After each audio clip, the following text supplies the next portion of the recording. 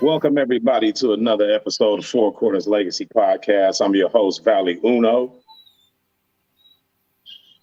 What's going on? And I'm your host, Miss My Mind 916. And I'm your other host, Diesel the Locomotive. My phrases need to be quoted. I heard that. Yeah, so we gonna start it out right. Light the motherfucking beam. Like the beam. To the Sacramento you see what's Kings. behind me. That's what it is. That's right. That's right. Yeah. So, for those of y'all that have done it, this don't apply to you, but anybody that's tapping in for the first time or just haven't got up to speed, make sure you go to the YouTube page and like, share, and subscribe, please, and thank you. Yes. Please and thank you. So what's going on, y'all? Made it to see another day. Right now, it's 3-3 in the series. So right now we're happy. We're all stoked about what's going on. The Kings. We hope they pull it off today. I don't want to speak too soon, so I'm ready to see this game go. Right. I know downtown there it's probably cracking. I'm sure. Dang.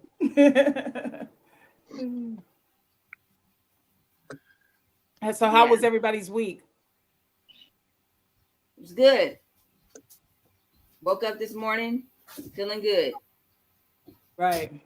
I know that this is episode 16. 17. 17? 17.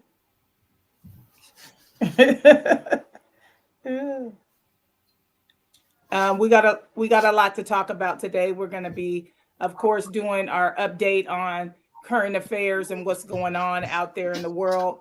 And then we're also going to talk about financial literacy, money, generational wealth, and credit. So it should be a good show today.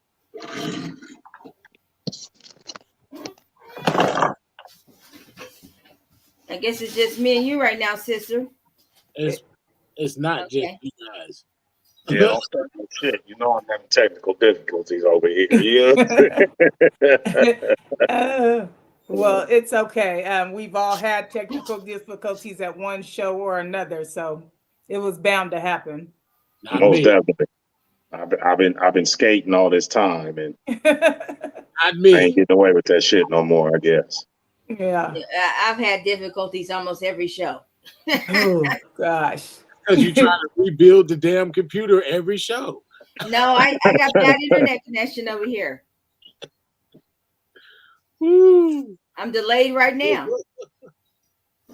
So everybody, what you got to say to you wearing the Kings jerseys? We already know what it is, but do you think they're going to pull it off today? Well, no, I don't think they're going to pull it off because I know they're going to pull it off. Just like I knew they was going to go to the Golden State Arena and whoop some ass, Yeah. You did predict that. It's exciting, though, nonetheless, just to know that they have come this far. And I feel like the Lakers if they beat the Warriors, and I feel like they can beat the Lakers. So that's going to be what's up. Okay. Wave them flags then, sis. That's right. That's right. I gotta light the beam too, but I don't know what I did with it. I like the beam. The infrared beam. Now where's my beam at? Right on Steph Curry. Right. Like I said, the last Boy Scout. So hopefully at least one of us is somewhere where we can kind of keep up with what's going on with the game. And I mean, periodic reports, but we can only report the good shit. We can only report when the Kings is up. We can only report, we don't want to hear none of that other shit. I got the TV right next to me. I got it turned on. The game isn't on just yet because we having severe thunderstorm warnings right now. Right. I'm on the channel. So I will be gladly giving you guys updates periodically to let you know what's going on. Okay. Sounds good. Yeah, I'm going to turn it on too. I'm putting it on too. Mm-hmm. So since we last joined together, we had a boxing match that went on. Gervonta Davis Garcia. Mm-hmm. And Gervonta whooped that ass. Indeed. And it turned, You know, it turned into a race thing. Yeah, people was saying that the fight was rigged, that old boy could have got up and all the old crazy shit, But these is probably people that ain't never even been in a fist fight in their life. They ain't never been socked in the chest, had the wind knocked out of them, ain't never been kicked in their ribs. They don't know what that man was really going through. You know? Yeah, because that rib shot. That's the and when you get the air knocked out of you, that's exactly what it is. The air is knocked out of you, you're gasping, you're come back. So I don't think it would have been just as easy as him getting up. Yeah, He took a solid shot right on the money, straight in the ribs, So yeah. When you get punched that hard in the ribs, it's not just what it does to your rib. It's not just what it does to your rib cage. It's the organs behind it feel all that impact too. So it collapsed his lung. Yeah. Yeah, he was in a bad way. And let's face it, Tank is raw. Here's the point. Tank is raw. They say that the shit was fixed and rigged and all that. But when you look back at the video, you clearly see face turning into rubber band. You clearly see all the slow motion clips look like real motherfucking punches to me. Yeah. They wasn't real punches. Let a person who says they wasn't real step in that ring and get hit like that and see what happens. Nah, you ain't even got to step in the ring. Let me punch you in your motherfucking face. Oh, Lord. My boy said he looking for a reason. Punch you in your motherfucking Shout out to anybody in the chat. We see you guys right now. Welcome to the next episode of Four Corners. We over here chatting it up right now. Oh, what up, Benang? I see you tapped in. Yeah, I can't really see that on here on my phone. It's a little bit. I'm sure. I hated using the phone. Yeah, I've never had to go through this. I usually rely on the phone to put up all my little shit on the screen, and now I feel like my hands is tied. Oh, it's awful.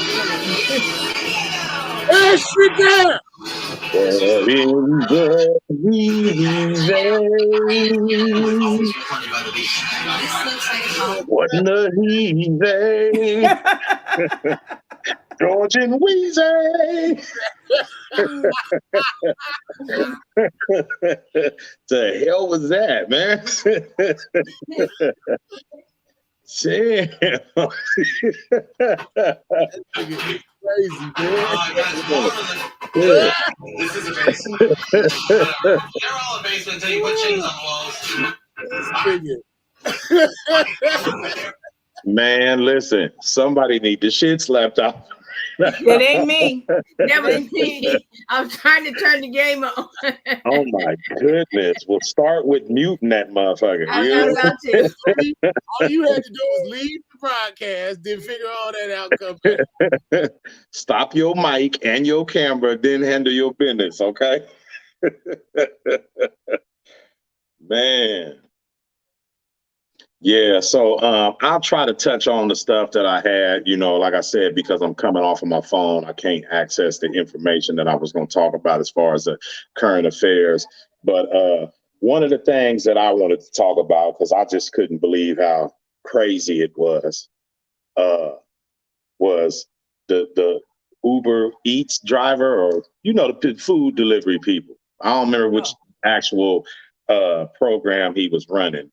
But the dude went to make a food delivery at somebody's house, and he was really delivering himself unbeknownst to him, because he got snatched up in there and killed and dismembered, and on some just because type shit, Right. And I just thought it was crazy, because I think it reflects the psychosis that exists in our society. There's some real sick people out there, man, and that shit was crazy to me.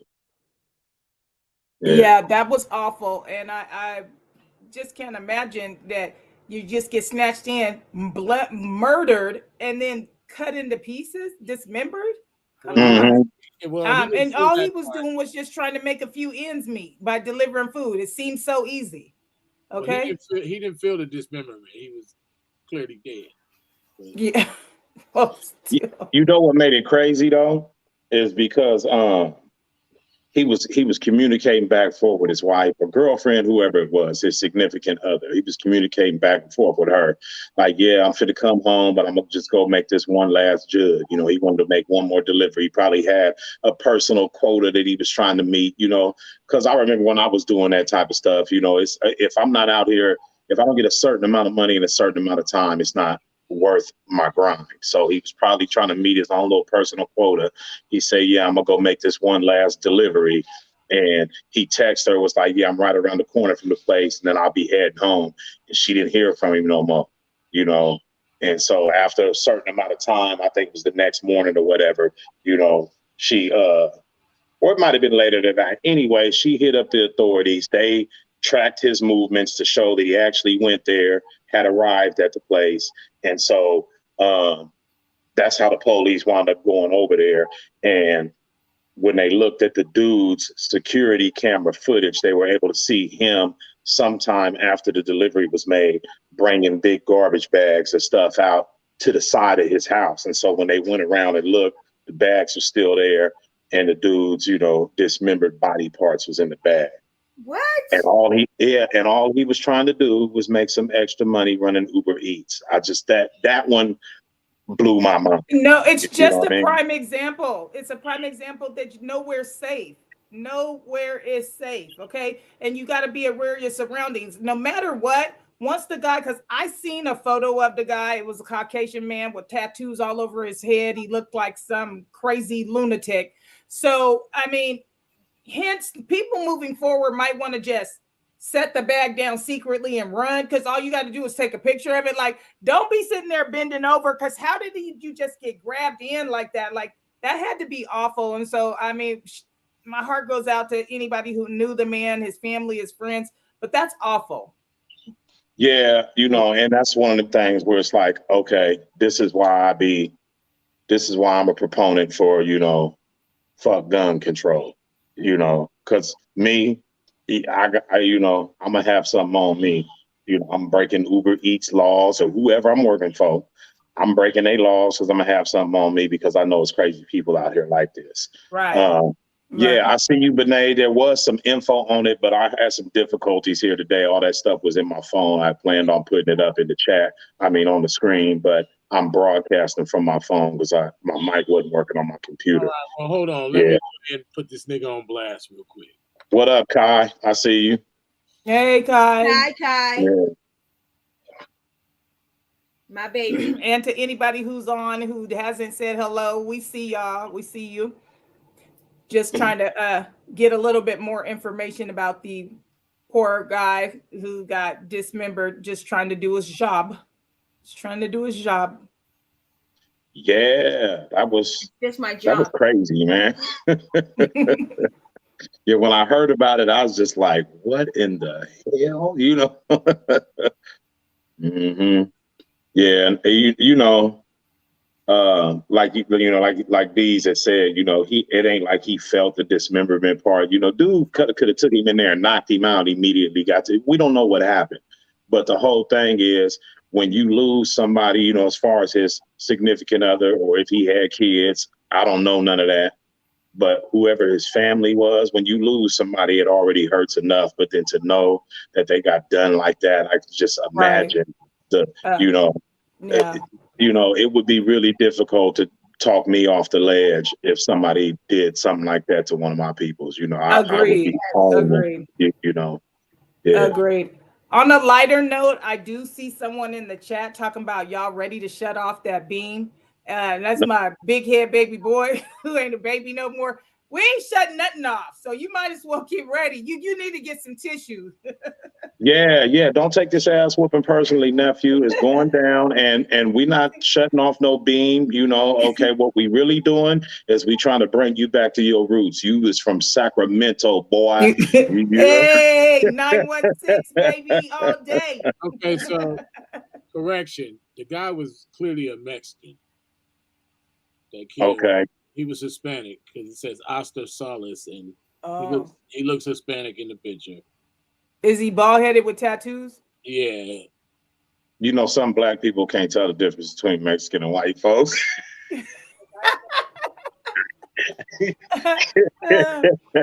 LA in the house. Okay, Bonet, we coming for y'all next. Yeah, After we go got ahead you and finish next. the Then Warriors, we you gonna know take we got you Lakers on next. out too.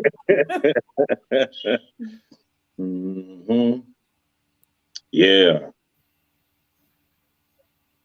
So Yeah, interesting enough. Also, I don't have any pictures or anything to follow this, but I just wanted to say special prayers to Jamie Foxx and wish him a speedy recovery. I heard that either he had a stroke, but I know he was definitely unconscious, and a lot of the stars were just sending prayers to him. So I wanted to follow suit and say, video on here. get well soon, Jamie. Yeah, I think I read somewhere that they had to revive him. You know, like he literally tapped out one time or two. You know, so yeah. Mm-hmm. Yeah, you know, he's been responsible for a lot of laughs. He's done a lot in the what do you call it, entertainment world, not just with, you know, the comedy, but you know, some of his acting and all that kind of stuff. And he can sing. He had an album out too. Mm-hmm. So you know, he can sing too. And it was knocking. It was. Heck yeah. Mm-hmm. Yeah, did you come up with a little bit more of the details on that, Deez? I'm doing it right now. Okay. Well, you know what I'm doing right now?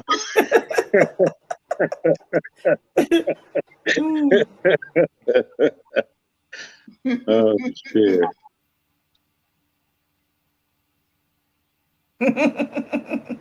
Light the beam. Light the beam.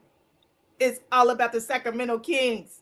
Hey, we should have played some of your music. Well, I'm sorry. Now, are you willing to come out and close the show? Hey, look, if you can figure it out, I'm on my phone. I can't do nothing. Wow. Yeah. I'm stuck. Okay, that's what I meant when I said I feel like my hands are when tied. it comes to being tech savvy, I'm not messing with nothing. Once I'm set up, I try not to do nothing else. I know. I'm trying to pull up my stuff that I got. Y'all know I be getting my computer set up early. So when I created the broadcast, my microphone was working. I go fiddle faddle and do whatever I'm coming to do, and come back and it's like, no, not anymore. You're screwed. And you tried to enter and re-enter again because we need your information, bro. Hey, look, I did that twice. That's why I jumped out of the stream. I was like, let me just come out of here. I see the other one is up. I see the other one is up still down there, but yeah, no, but you know, because I still want to be able to see the comments on my computer screen. Yeah. Yeah. Yeah, I tried to go through and do what I did the last time on the I think it's network settings or something. I can't remember. You know, I have to be looking at it, but I went through all that the last time and was able to get it back working, but we just didn't have enough time. So it was like, if it would have stopped working sooner, I might have been able to get it figured out. But by the time it started tripping, we was already 20 something minutes to you know, the countdown. Right. Yeah, I couldn't get it figured out. So I guess, you know, 50 Cent must be out here representing out here because he said he definitely was representing. Yeah, he was. If the Kings win, they got a percentage off of his new alcohol. Fuck 50. And that's why I am broadcasting live outside of the Golden One Arena today. Right. Hey, I gotta rock with him because he rocking with us. You know, yeah. Actually, speaking of 50 cents, he did just purchase. I think it was 950,000 square foot building to do his own little thing. I seen that. I salute you. You know, yeah. Here's that? No. Yeah. So G Unit Productions is a real thing, and it's gonna. He said TV is never going to be the same again, and I just believe him. I know he's going to be pouring shows out of there. So 50, if you're watching, I am from Sacramento. I can act, sing, and everything else. Well, hell, I can't sing, but shit, just put me on the show. I definitely can act. You look, I can act like I can sing. You Right. I can carry a note. Yeah. 50 owes me about 3 hours of my time. I feel you, Khalil. We stood out there, you know, if he'd have just waited a few more minutes, we was like 8 feet from the door. We was in the next group of people that was getting ready to get let That's in. awful. And then they stepped out and was like, 50 has left the building. You know what I'm saying? Yeah, well, we've sipped champagne with 50, huh, sis? We have sipped champagne with 50. Yeah. I was gonna grab one of the little bottles, and it was crazy. They had the little thing, or you can get VIP, get to the front of the line if you buy a case of what he was selling. You know, the bottles he was selling if you buy a case. But it was like $500, and it's like, yeah, I want nephew to meet him and all that, but not that bad. Not that bad. Because now I'm gonna have to turn want around and try to sell these $500. bottles. Now I got to turn around and try to sell these bottles because I don't want them that bad neither. Right. Well, them bottles would have been able to be sold. Yeah. Well, we got another rich black man too. $260 million to the highest paid NFL player, Lamar Jackson. I don't know if that's accurate. That is. He just signed the other day. Let us see your shirt, Deez. I'm fat. Well, sit up. Put My your back in the air. This all you got to do. This all you got to do. When I first came in, when the Kings first came to Sacramento, that's how they was wearing their shit like that. Right, that's a throwback right there. That one he's got is lit, you know. Yeah. That one and then the baby blue one. Yeah. So I think we were also going to mention maybe a rebuttal to when we were last on the air, we really didn't have a full story regarding E40 getting kicked out of the Golden One Arena. Yeah, old school OG over there, right here next to me, bro. Oh, right here. I don't know. Depends where you're sitting. Look, I got it easy. All I got to do is point up. You do got it easy. I told you when I look at the camera and I'm like, well, what direction? Like when I'm going to flick my hair, I got to figure out which direction because it's inverted. So it looks funny. They paid Ugmar $260 million. Wow. He called that fool Ugmar. Ugmar. Oh, shit. He's looking real good to somebody. It really. Yeah. He's looking real destroyed because if he gets a girlfriend, all she's gonna do is destroy that shit. So oh Lord. Anyway. Congratulations to Ugmar. I mean Ugmar. Hey, well, I mean, so here's the thing. Here's the thing. We got to go ahead and put this out there, you know, to the fellas, you know, anybody. If you're intending on getting hitched, tying the knot, getting married with a chick, it is not a reflection of your lack of feeling for her to have a prenuptial agreement. You wouldn't drive across country without insurance. Why would you embark on a lifelong journey without insurance? You know, that's kind of the way the game goes. And I don't have a problem with that, Lamar. I'm willing to go ahead and allow you to have a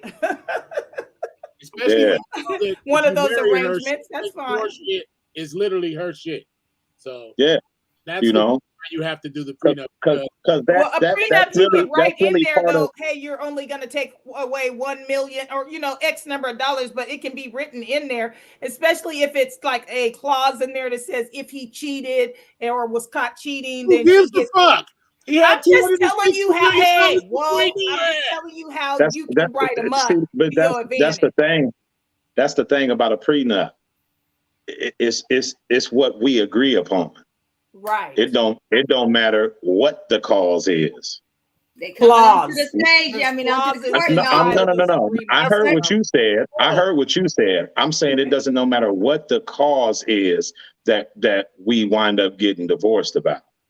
What Yeah. you showed up with is what you leaving with, Yeah, that's and crazy. maybe depending on how we work this out a little bit more, so you ain't got to leave on your ass. But Right. you don't get to take half of all the things And that I I've think worked that's for. fair. That's fair. Yeah, I don't yeah. need to take half. Mhm. And if I'm the breadwinner, I don't want him to be able to take half. So it's actually for both parties involved. Who thinks it would only be women that would think it's okay to take all of something somebody else worked for, or half of something that somebody else worked for their whole life? Only women would think that that's okay. Anyway, so speaking of financial literacy, I think that's a part of it. That's is. being financially literate. But on the same token, I don't want to skip over what you was talking about with 40 though. Even though I think that was a nice tie-in to our topic, I still think we want to cover the 40 topic. So I'm gonna let Absolutely you go ahead. agree. Yeah. So basically, when we were last with you guys, there was conversation of a situation where now we find out that it was a heckler or several hecklers shouting to E40, and while he was watching the game, it was at Golden One Arena. However, it was also rumored that he was standing up quite a bit and that he was like in the way, and that's why he was being heckled. I don't know. I haven't confirmed that, but clearly security, once he did address the woman, security came and was beginning to talk to him. And it wasn't until the Warriors security came that he even agreed to leave. So initially I didn't know what it was about. I'm like, yeah, you better leave the Kings. But if it was a part where because he was black and he stood up and said something to the white woman, then that sucks. That's not right. So I just wanted to cover that part and say, if that's really how it went down, that's not okay, for them to have kicked him out of the arena. He is a season ticket holder. Well, not with us, he ain't. No, but I mean, he's a season ticket holder for his team. And Right. So he's never had any behavior like that before, is what I'm saying. He's been to several games, so he knows the etiquette, and it's never been a problem. Well, I think what it comes down to for me, because clearly the security that approached him had no clue who he was. That's problem number one. Mm-hmm. And the reason why I say that is not because he's this great as somebody, but we're in a place where stars typically show up for these type of events. I think Sacramento still has some work to do as far as being able to not only identify these people when they're in the building, but to have some certain protocol in place on how to deal with them if shit arises, because it can arise. You know what I mean? Mm-hmm. The last thing you want to do is disrespect somebody who is a supporter of the NBA as a whole, even though he's a Warriors fan. I'm sorry, but he's a supporter of the NBA as a whole, and him being there means something even to some of the Sacramento fans. It does. I put it like that. And what is your take on that, bro and sis? Yeah, that's disrespectful. Whether he wasn't famous or not, the way they came at him. Mm-hmm. Mm-hmm. But that's common. Yeah. There was some noise from some people on the internet too about, Sac in the Bay and this, that, and the other, trying to make it all about that, And the way I looked at that is, I get it for them. That's their hometown hero. He's not ours. We respect 40 for what he is in the rap game, but albeit that's a Bay Area legend. That's a Bay Area hero. He's not a Sacramento hero, not a Sacramento legend. So obviously we're going to look at it a little bit different. If it was somebody that was literally from our soil getting treated like that in the Kings arena, the Kings fans would have a whole lot more to say about that. You know what I mean? But he's not that. So it hits a little different. But still, I think it would do well for the Kings to figure out a way to identify, recognize, and deal with properly the star element that may be present in the game at the games. Yeah, I definitely think that they need to make sure that they're respecting all parties, whether they're away guests or home guests, whatever it is. Because let's be clear, when you're 3,000 miles away from home like me, E40 is still NorCal. You know what I mean? Right. He's from Northern California. So, and Sacramento is home. So I just want to see them do better. That's all. I'm like, come on now, let's do better. If you guys are rolling out the red carpet for 50, let's make sure that, like you said, they have a way that they're better handling all parties and have knowledge of who's actually in the building. Yeah, because he's not just a rapper. He's somebody. Okay, yeah, he's pioneered some of the West Coast rap, but he's a legitimate businessman. He's got his drinks out on the market, and this. He's always And been his somebody that's alcohol is got his doing fingers well. in some exactly. And Smash that shit on the sidewalk. what's that? Buy a bottle of this shit and throw that shit on the sidewalk. So I don't know. I just feel like there's a certain measure of respect that should be given to anybody who's at the game, much less somebody who's there, that has showed their hand in a lot of different ways in the business realm. Because let's face it, at the end of the day, the basketball team is a business, Have It some is. respect for the other We business. have one of the questions in the comments section. Benet is asking, is 50 Cent part owner? I thought he invests in Sacramento Kings. To my knowledge, I didn't know he was a part owner. That's definitely something I'd like to find out a little more. I didn't know he was part owner, but I did know that they had a business deal to promote his alcohol through alcohol sales at the actual arena. So I think they have a partnership for the alcohol side of it, but I didn't know. He's not. I can't clarify if he's part owner. No, that's the way I know it too. That he's got some sort of arrangement with them as far as them being able to sell his drinks at the concessions. Yeah. Mm-hmm. And it is a big deal. I was wondering when he showed all that square footage for the production place. I was like, where is it located at? Like, where could it be? Somewhere off in the cuts, somewhere our way, in our direction. But then I thought, shit, Cali probably got some high ass prices for some space like that. But you never know, when you rub paws with the right people, things become available to you. So yeah. On 5th of 2022, the Sacramento Kings announced a multi-year partnership with Grammy Award-winning musician, two-time New York Times bestseller author, executive producer, entrepreneur, and philanthropist, 50 Cent Jackson. Sire Spirits LLC and his charity, the G Unit Foundation. So that's what it is. Okay. Mm-hmm. Yeah, the owner is Vivek Ranadive. Ranjit. Yeah. Yeah, I feel you, Benet, shooting your shot. Mai was doing that earlier, and if me and my nephew would have actually got in there to meet him, I was gonna shoot my shot, but I was just gonna give him a demo. I was gonna act like I had a problem with him just long enough to shut it down and be like, "See, I can, See, I fooled you. You know what I'm saying?" Right. That was great acting. Acting at its finest, right? They was taking auditions for Power. Ghost. Not too long ago. Yeah. And for BMF, I seen a thing online for BMF. But it was for extras or stand-ins or something like that. But still, just to be able to be in the room, you never know what door can become open for you. But when you get in those rooms, right? Yeah. And come on, man. And the importance of that is to really have your shit together when you have an idea, because you don't know when that opportunity is actually going to present itself. So when if say you got 5 minutes in the room with 50 Cent, 5 minutes in a room with Tyler Perry, 5 minutes in a room with Snoop, or someone in the industry, what is it that you're going to pitch? And are you going to be able to sell yourself to the ability that you need to make them say, well, this may be worth another email or Zoom conversation. You got to reel it in. So when, you get that opportunity, just be ready. Yeah. Right. And on that note, financial literacy, knowing things.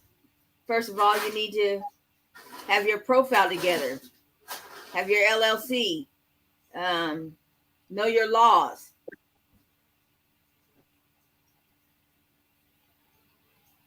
You got any comment on that, y'all? No, I mean, I was letting you rock it out. Yeah, we'll jump in on that. Yeah, well, I was trying to get our show started. We got Okay, some good business stuff we need to tell people today. I agree with that. I can't stand you. I can't stand you. Trying to lean off. Okay. Yes. Okay. So Okay, stay ready, Miss yeah, she say Renee. I stay ready. Business, mortgage, modeling, acting. Okay, yeah, no doubt, That, no doubt, all no that. doubt. And that's the Good thing. And don't job. be no one-dimensional player. You know what I mean? You see how she said business, mortgage, modeling, acting. Like, you got to have your hand in a whole bunch of cookie jars. Throw it all out there. Yeah, that's Something's real. gonna shake. Something's gonna That's shake. real. And one of the important things that I feel like had to be addressed, and if I could just get this part out, because it's something that I feel is important for anybody watching. When you're coming from a life of fast money, and it's cash in hand, you're always dealing with cash. The importance of credit doesn't seem to be important. I remember being in my 20s and having apartments and getting things. It being around a certain way of lifestyle, it was all about cash. It was not about credit. I did not believe that there would be a time in my life that I would need credit.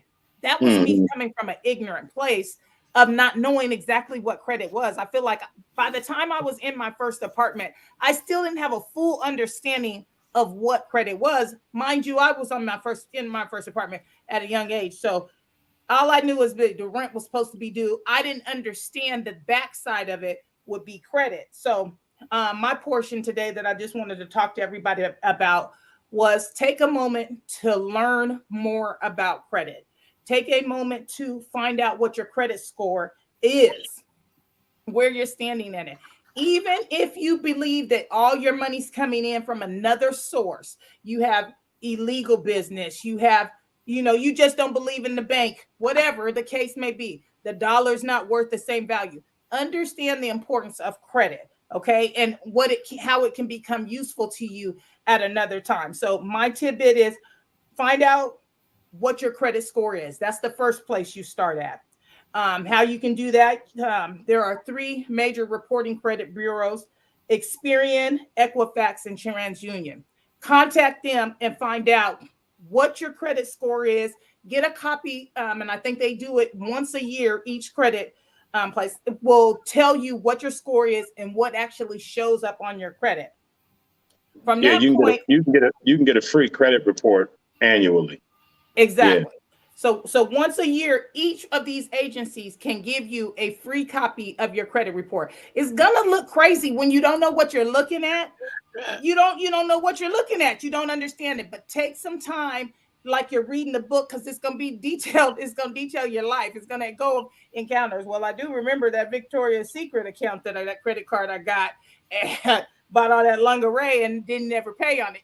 Just look at the report and take a look at it. Once you figure out that there are things on there, what you're going to want to do is try to get your dispute letters together. All this is stuff that you can find out online. Okay. You send those disputes out, and even some of the disputes can be done on each individual website for TransUnion, for Experian, for Equifax. Just click on dispute. There's also a lot of codes out there. I want to say some cheat sheets on these dispute letters, things that you can use to actually get things to dispute stuff off your credit score. I want to say anybody who doesn't know much about credit, if you do have something that's on your credit report, just know that when that credit bureau or that company sells your information to someone else, that debt's you didn't have business with them. So there are ways to fight it. Also, Yes, for credit the Fair Debt Collection Practice Act. Okay, that's one thing that you should know on that. Hey, What up, B? Oh, we can't hear you. We can't hear her. Hey guys, sorry. There you go. Very good. Welcome to Four Corners, and feel free after any time to chime in. We appreciate you taking time to come on the show to discuss such an important thing with us. I appreciate you guys having me because this is my bag. I love to talk about financial literacy. It is so important. And I wanted to chime in really quickly right about credit that you were talking about. Um, as a little cheat sheet, if you really want to fix your credit and without going through the dispute process, go to a mortgage advisor, have them run your credit because we have to look at your credit, right? And we'll Right. tell you exactly, I mean, exactly what you need to do in order to raise your points. And it'll tell us 20 points, 30 points, 50 points if you pay off this or if you do that. So that's a little tidbit. So I do that all for my clients as well. So, Okay, I need an appointment. yeah. Me too. No, and that's awesome because when you think about it, if someone is about to buy a home, the mortgage company or wherever you're going to get your loan from, they are going to research. They're going to say, hey, you're not ready yet, or you are ready. But in that case, I think that's great that you provide that service to help. Well, these are the things that you could take these steps to try to get into a place where you're then able to actually get a mortgage to gain a house. Yeah, I mean it's I'm a little different, right? Because I love financial literacy. I try to make sure that I can help. There's a lot of loan officers out there that just see people as a number. So if you are two numbers off on your credit, let's say the loan in order to purchase a home you needed a 620 credit score and you got a 617, some of them are just going to reject you and not even tell you why, right? But I can see everything, right? So why wouldn't I tell you, hey, you 2 points or 3 points off? And when we pull your credit, it automatically shows us exactly like how to improve your credit. That's what it is. We are mortgage advisors. So when we do that, we're able to tell you exactly, not estimate, not if you do those things per the credit bureaus, this is what it's going to be. And so it's a huge advantage, to have a mortgage advisor, and I think there's not enough of us, our color, right, in this industry. So Well, yeah, that's beautiful because why wouldn't you? You like you were saying, some people wouldn't tell them if you're at a 617. So there may be a person out there who says you all you see is the no that they've given you. You don't know where to mhm. go after you've gotten that no. You don't understand that you're only really 3 points away from a specific goal. Whether you need to go get a self card, secured visa, or whatever it's going to take you, bring the credit cards that you have down to where you're only using them at a 30 percentage of what the actual total is. There's so many ways to add the place you're renting onto your reporting agencies and stuff like that. There's so many ways to boost your score in a quick way, but people don't know that. Yeah. Right. So I wanna ask real quick. You know how you said, Benet, that you guys, as a mortgage advisor, you're able to see what's on somebody's report. Okay. Mhm. Now, in seeing that, do you have also like a better understanding of which remarks on there would have the higher impact? So basically, to know which things to put the focus on, to give more attention to in order to have a greater impact on your score. What would take the priority? You understand what I'm asking? Yeah, definitely. And that's how they build that credit builder. It automatically comes in when we pull your credit. So it'll tell us the scoring, right? Just like if you get an authorized user, there's a certain amount of points that is versus you having the account naturally, like you being the primary account holder. There's a difference in how that reports and how that is scored and what it looks like. So it depends on what you're doing. Sometimes people do that. They do a lot of these, what do you call those, secured cards and things like that. Well, for mortgage, those are coded differently. So when it comes down to your score, it could be viewed differently. But that's exactly what we do. We'll look at it and say, okay, it's just your credit utilization. So just pay down, get your credit down or that credit card down to 20 or 30%. And just like that, that's 20 points. Like Mm-hmm. one thing I wish that people really understand, credit is so easy to build, right? A lot of people think, oh, I gotta wait a whole year. 30 days can make the difference. And matter of fact, like today is the 30th.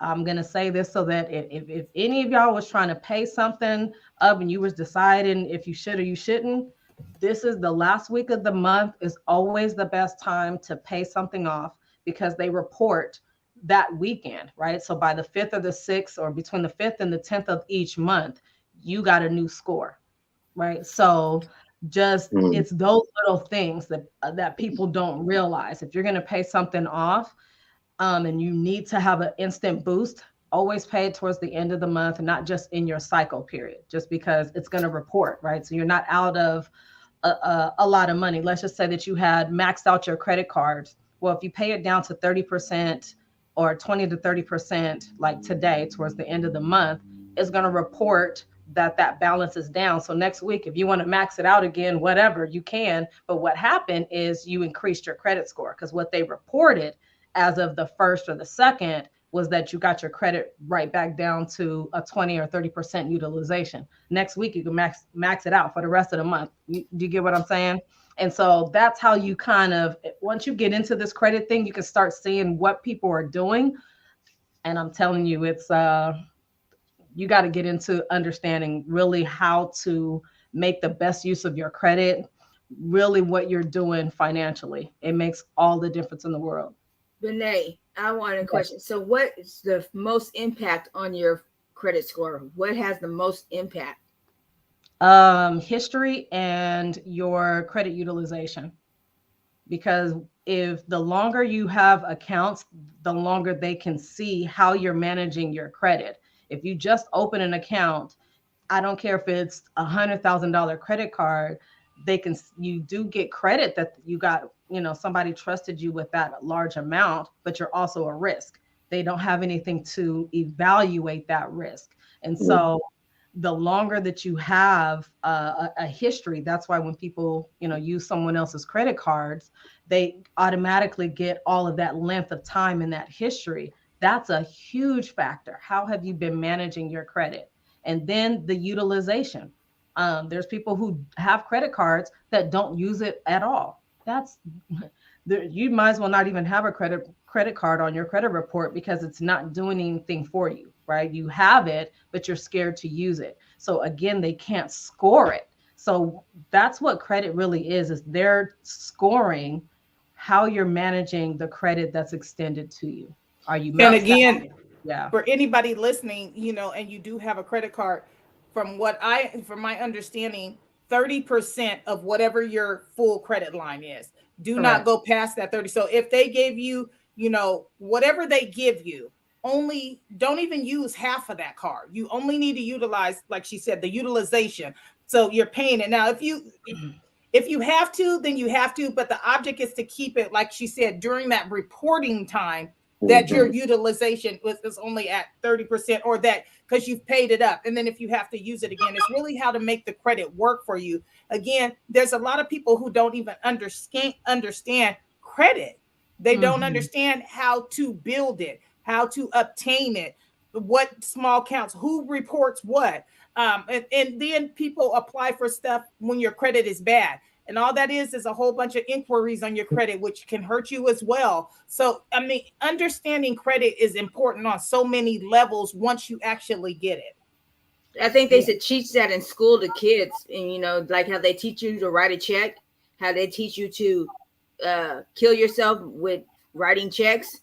Okay. They need to teach kids how to assess their credit too, and don't go out and get every kind of credit card that you can't pay and all this other kind of stuff, because that's the first thing a kid does when they get a job and they're doing good. Oh, I got to get a credit card, or I'm going to get an account here and an account there, and then that goes down the line of starting to mess up your credit. Yeah, right. And that's I had a couple of questions. One, Maya had kind of just touched on it because I was trying to get clarification on the same thing about having your account paid down to 30%. So the way I understood it was just as long as it's at that 30% during the reporting period. That's correct. So Okay. it's really 30% is really like the max. We Hmm. really want to stay between 15 to 20%. Hmm. And so again, like she said, as long as however you are managing it during reporting time, it needs to be as low as possible. You can run it Hmm. up through the rest of the month. Make sure at the end of the month you pay it back down to that 20 to 30%. Now you're utilizing your credit properly, and you can it greatly affects your score. Okay. Okay. The other question was about something else that she had mentioned in regards to if you have debt with somebody that's unpaid and then they sell your debt to another collection agency. Yeah. How is that practice affected by consumer law? And I ask you that only because I know we talked a little bit about this before. And if I remember correctly, you have a little bit of understanding on that. How is that practice affected by consumer law? Is that something that uh, people could use in order to kind of correct their situation if they're getting collections from a second or third party? Yeah, for sure. The financial consumer protection laws are in place for that. So technically, a business has about 7 years to collect on that debt. Now, we can talk about charge offs, right? When they actually have charged it off, what that means is they've said, okay, this is bad debt. So they've already taken a loss on their business income. They've been reimbursed for that already, right? So, but what they'll do is say, hey, we still want to be able to collect on it if we can. So they'll sell it to a collection agency that buys that debt for pennies on the dollar. And their goal is to try and get that money because they bought it for hardly anything. And so anything that you pay that's how they make their money. It doesn't go back to the original debtor because it's already Mhm. been discharged, right? So you don't have an agreement with this new person. They've sold this contract to them, right? And so there's consumer protection laws that are in effect for that, and you definitely want to follow through with it.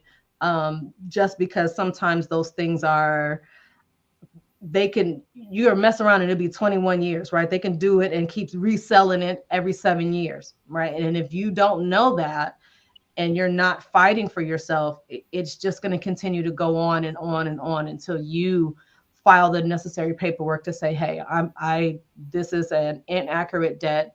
I don't owe you anything. Show me where I signed that I'm in debt with you. If they cannot produce that, it's discharged. Okay. Okay. And that's something So that has to be done with each bureau, correct? Yes, with each bureau. Hmm.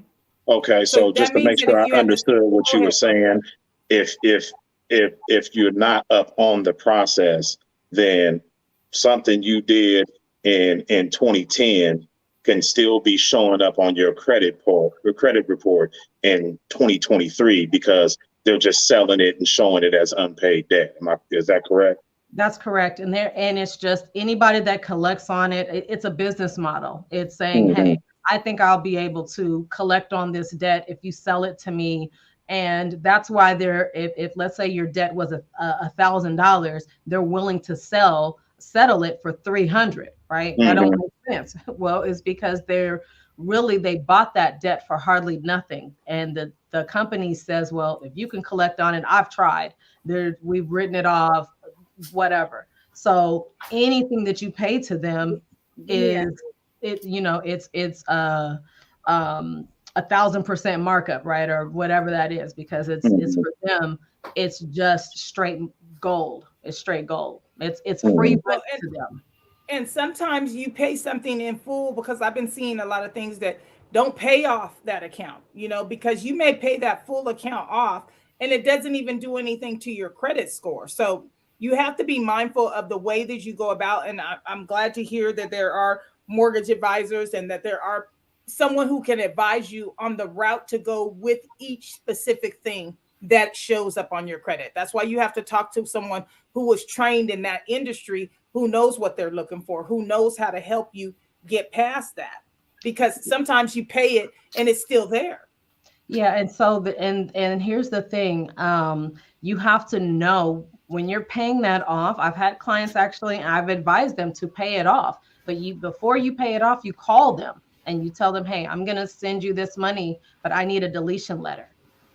So I'm not going to pay it until you do that, and until it's in writing that you guys are going to delete it, then I'll pay it. So that's a way that I would advise you to do it. Don't just pay it, because now what you've done is you've acknowledged the debt. And now that all of those late payments, what they'll do is update it and say that you haven't paid this debt in 14 years, right? So now it looks like your payment history is crazy. So if you're going to pay something off, you call them and say, hey, I want a deletion letter. If you're not willing to delete it, then y'all can keep it on here, and I'll wait another 7 years to talk to somebody else, right? Or I'll go through this discharge, process, because I don't owe a debt with you, right? So it's kind of like a blackmail kind of thing. So it's a real strong arm, that thing that they're doing. But you have to know your laws. So I would just tell anybody to really start researching consumer protection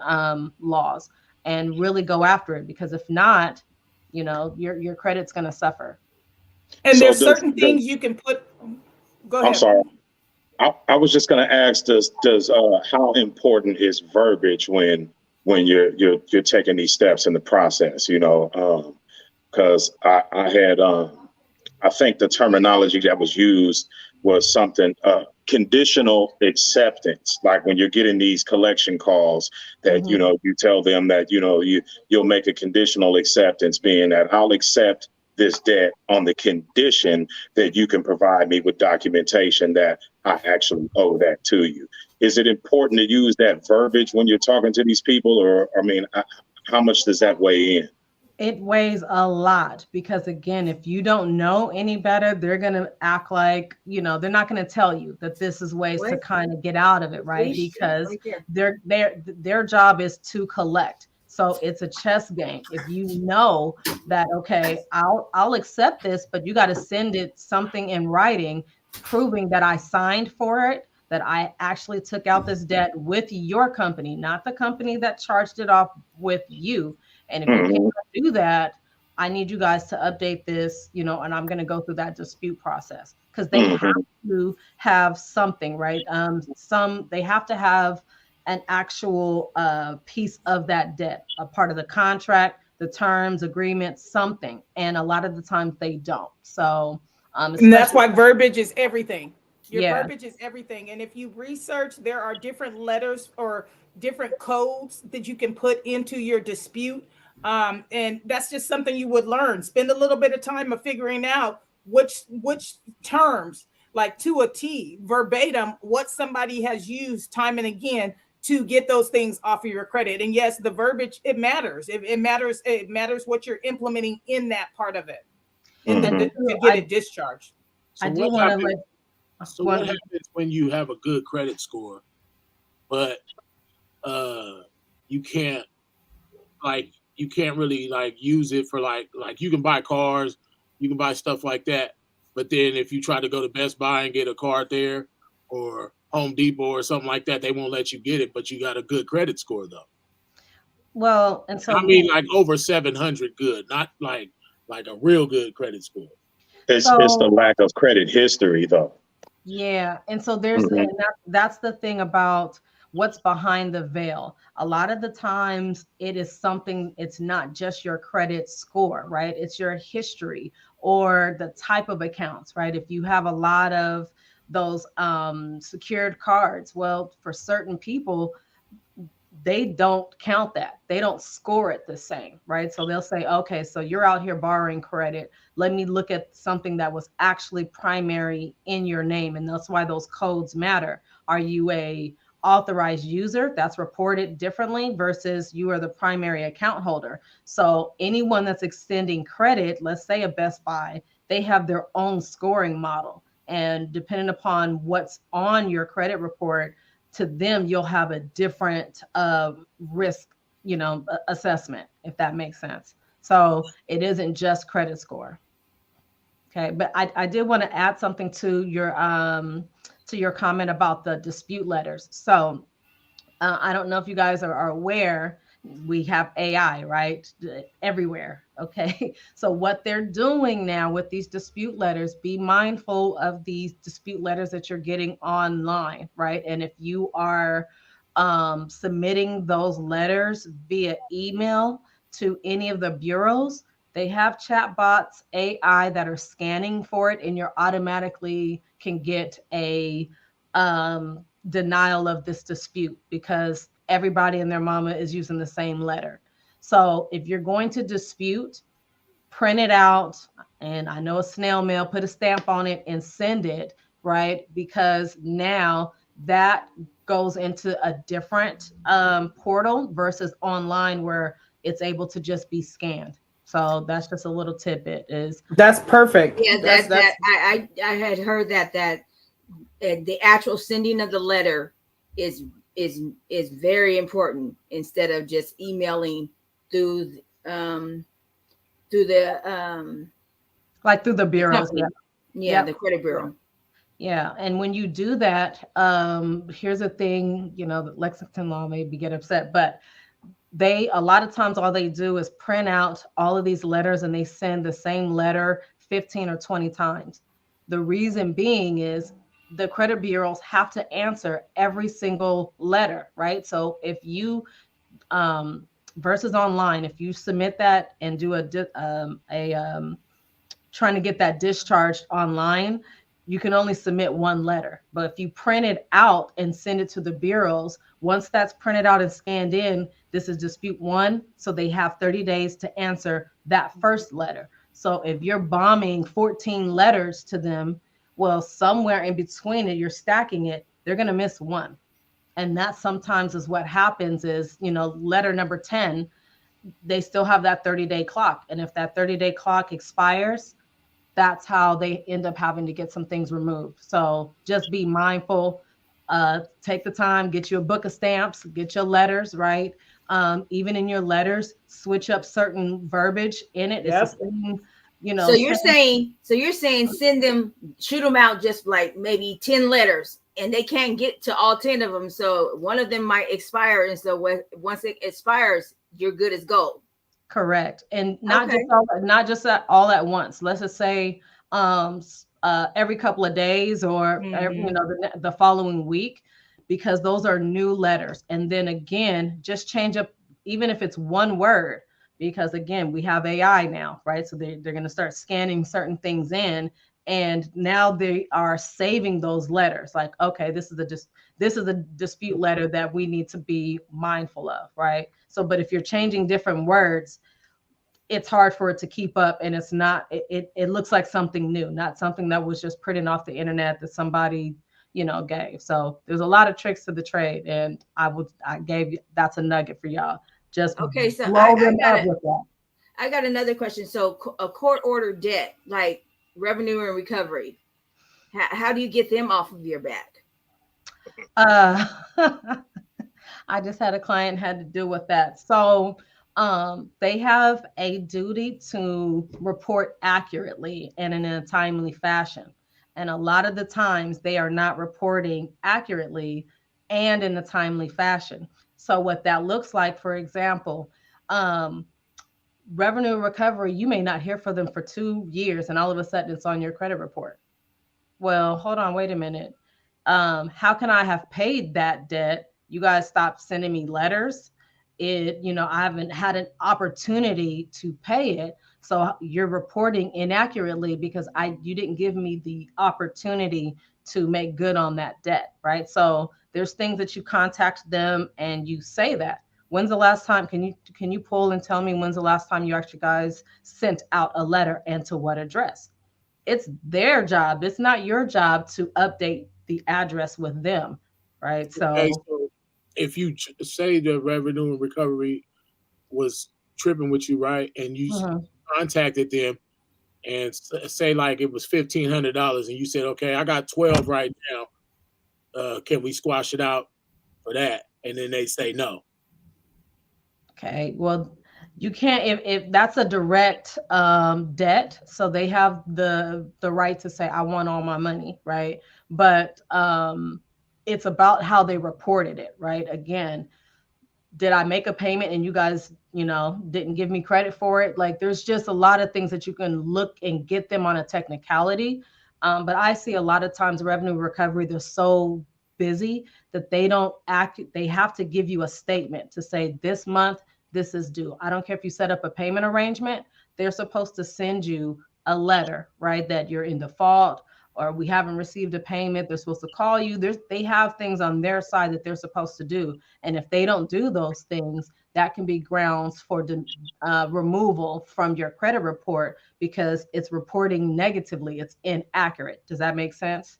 Yes. So it's more or less about a removal. It doesn't necessarily cancel out the debt, but it'll That's have correct. it removed from your credit report, which will ultimately affect the score. Correct. Because Okay. anything that's in that is considered a judgment, and a judgment, because it's not just like a cable bill. They look at Department of Recovery or IRS bills as like judgments, court ordered, right? So that is scored totally different. That can knock your credit score down 100, 125 points alone because it's huge. Yeah, So and I'm dealing with that right now. I want to circle back to something that was talked about a little bit with the charge-offs. Okay, so it's been 7 years. The company has decided that it's no longer in their interest to continue pursuing this debt. So they charge it off and they write it off as a loss to their company or whatever, right? Okay, is there some type of, I don't even know how you would word this, but I guess like a debt insurance to where it's something to where they have obviously reaped whatever they're going to reap from it in the process of charging it off. Because what I'm trying to do is help us to have a better understanding of what their process is. So that way we kind of know what we can work with when trying to fight it with the second party or whoever that is that's trying to collect on it currently. So I think she said about the deletion letters, that's important whenever your agreement is to make sure that you're getting something in writing stating that, hey, we have this debt has been finalized. This debt has been paid in portion in agreement to swipe the debt clean. So it's important to get whoever's the communications that you're having with these people, whoever you're communicating with, once you've actually, like she said, admitted to that is your debt, you want to make sure you're covering yourself to get something stating, hey, you have agreed that if I admitted this is me, I paid you X number of dollars, this is no longer void on my account. No, I got that. I just was trying to add in the process that takes place during the charge off with with the original person you had the debt with. So with the original debtor, they have this thing called credit insurance. People are not aware that there are credit insurance brokers, and what that looks like. Credit insurance is like gap insurance, or that's like the most common thing that a consumer would see. But there's a thing called credit insurance against all of your accounts or business owner's account. And what that does is, should someone default, there's a certain percentage of insurance that is paid out. So that's the process on their end, is they have credit insurance. So they've been reimbursed for this debt and have taken this as a loss on their, on their taxes. So they have been made whole in essence by their credit insurance. Okay. And I thought I had read something about that before. That's why I wanted to touch on that, because I think that gives us a little bit more power on how we proceed if we know the process of what's taking place with that person that we originally had the debt with to begin with. Correct. I want to tap into one of the questions in the comment section. Heather made a comment that I think is a lot of people probably have this same concern. What about medical stuff on your credit reports? Is there a specific outlet that you need to go to get rid of credit? What if you had insurance, but your insurance only paid certain portion of whatever medical procedure you had, and now that stuff becomes on your credit report? What can you do then? They actually passed a law that it's not as those things are not looked at in a scoring kind of matter. It is just more of a account of your record. as far as mortgage is concerned, we don't look at it like that. We'll say, okay, this is medical stuff. We don't really count it. Now, if it is, if it gets to a place where there's like a judgment, right? Or it is 300,000, right? And it's they're reporting that you've missed it. 14 payments. Those are the things, again, that are going to hurt you more or less. But a lot of the credit bureaus since the pandemic have looked at the medical stuff a little bit different just because of the pandemic. So I'm not telling you not to pay your medical bills, but what I'm telling you, it doesn't really affect you like a repossession or your credit utilization. It's more of a reporting of an account. But I have a medical that's on my credit report that every collection month it's taking a point off of my credit, and I had insurance when I got this debt. It's just I was in a different state, and so they didn't take my insurance. So is it reporting as an open account, or is it? Yes, and this is like been almost 7 years now. Okay, so that's another thing is if they're saying that this is an open account, it's not an open account, right? So that is something, again, like I said, they have a duty to report accurately, and that's inaccurate. It's not an open account. It's 7 years old. It should be discharged, right?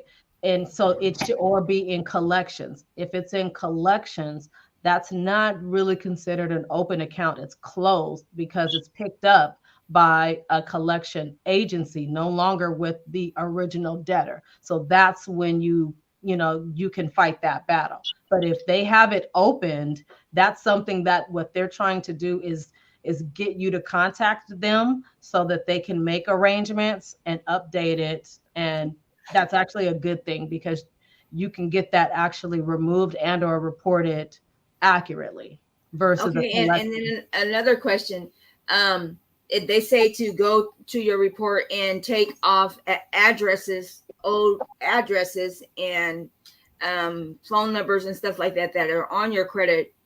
Is it good to have your current address on there too, because then they're able to find you? You took the words right out of my mouth. So again, you also have an obligation to make sure that any and everything that's on your credit report is accurate. However, it's your report to manage. So I would recommend that you would just keep things as they are, because when you update that, now that goes out to everyone, and then that activity comes right back, right? All of a sudden you're getting calls and you've updated them in the attempt to allow them to contact you, right? You want them to contact you. So if you do that, just know that they're going to come. So there's no need to take off old addresses then. No, as long as you should make sure that the addresses that have been reported are accurate, right? There's times that we have identity theft happening all the time. And what happens is people think that some of these scammers go after people with great credit. No, they go after everybody. And it may not know that you had a SMUD bill opened up in Texas and now it's been reported, right? And you're so used to having bad credit, you just don't even want to check it, right? But you should make sure that, hey, I've never lived on, Texas Avenue. What address is this? That can be an indication that someone is, using your identity. So I would always check my credit report every year just to make sure that all the addresses are accurate, that they at one point or another, were yours. Because if not, when you need it, right, and they're going to ask you verifications of an address and you won't be able to get through because you don't know nothing about Texas Avenue, right? You don't know about all these things that were happening. So don't run from your credit. You need to just look at it, so. Right. And also for people who have experience, I'm glad you touched in a little bit on all the fraud that is going on and identity theft. It's a big deal. A lot of people have been scammed, and it was also good that you mentioned that a lot of people think that they go after people with good credit. No, they go after people.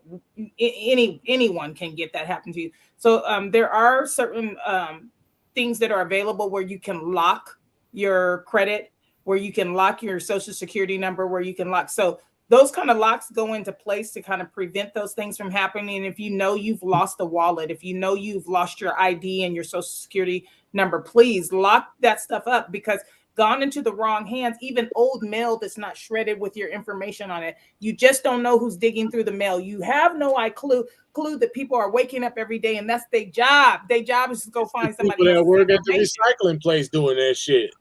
Yeah.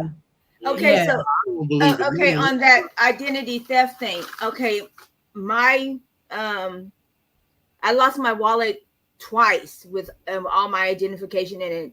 One time like 7 years ago, and then just recently my car was broken into and my wallet was taken. And the police ended up with my ID because the person was trying to use was caught with it and everything. How do I protect myself on what they did with my identification?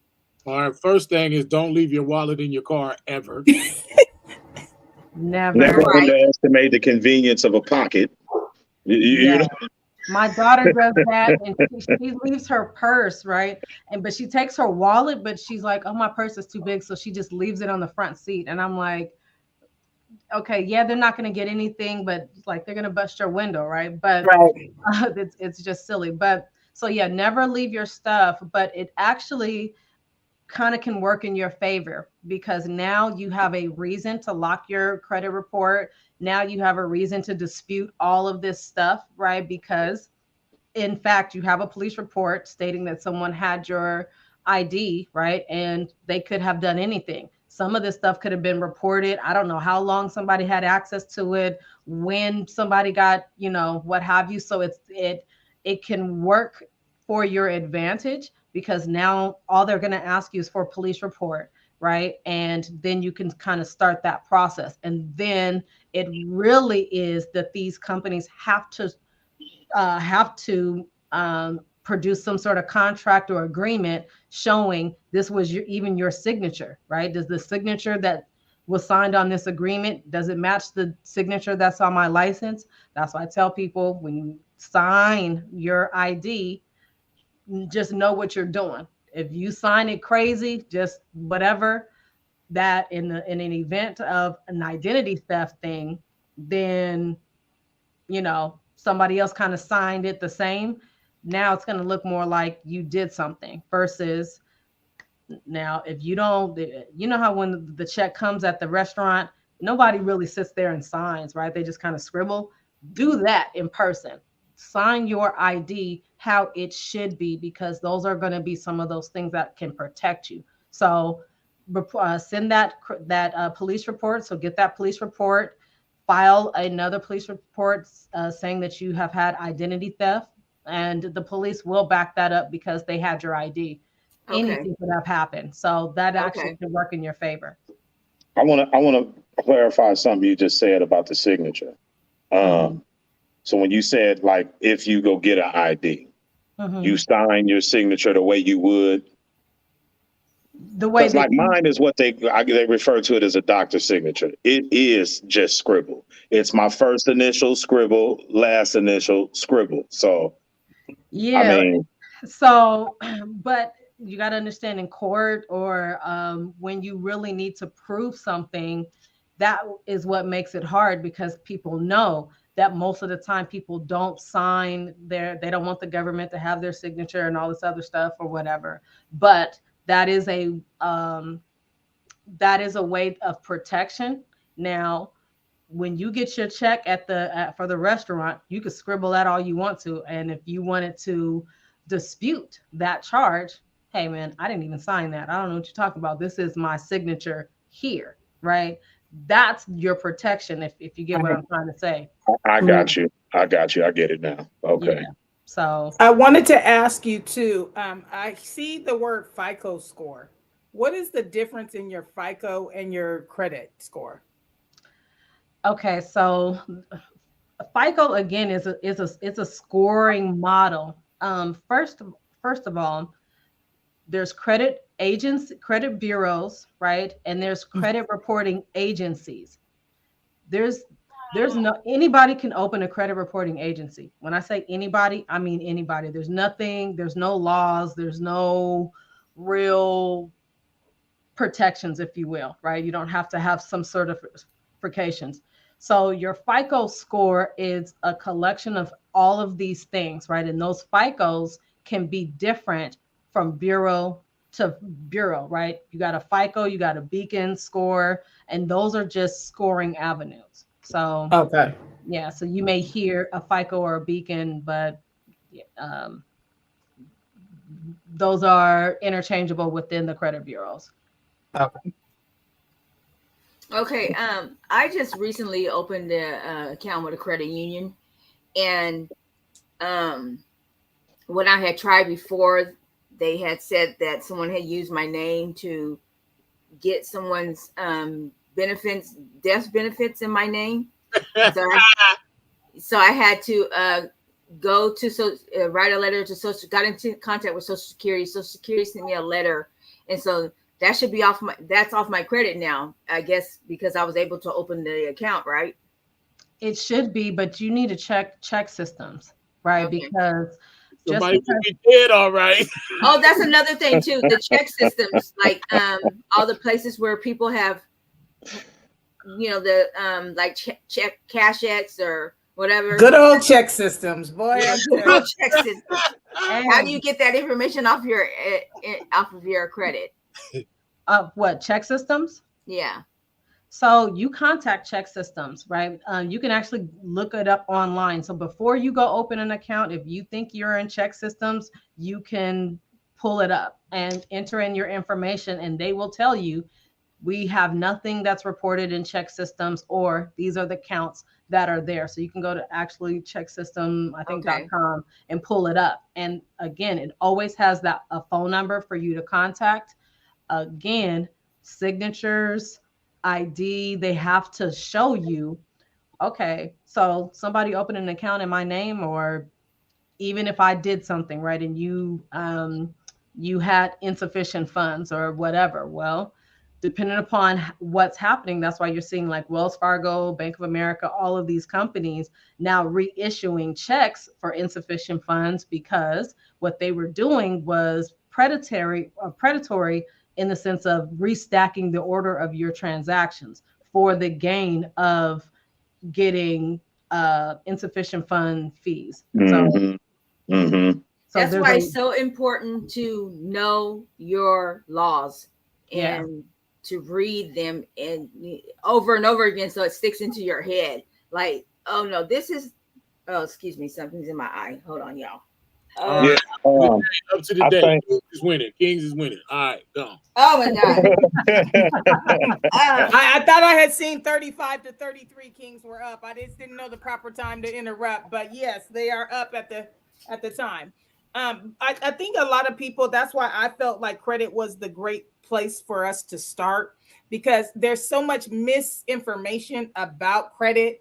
Nobody really understands the importance of it. Once it's out of hand, no one understands how to get it back. But it really, over a small period of time, you would not believe what 6 months can do in the scoring of your credit. So whatever it is, Yeah, like I I know. said, yeah, just start somewhere and get your score for all those reporting agencies, Equifax, Experian, TransUnion. Find out what your score is, and then start from there on what you need to have removed. You may find out that you don't need to have anything removed. It's just you don't have anything that's building your credit. So Correct. if we go into ways that how are some ways that we can build, because you can have credit, but if you're not building on it, then it's like she said, why have it at that point? You're not doing anything. So let's talk a little bit about ways we can build our credit. And how, like, you know how they got those credit sesame and stuff like that, right?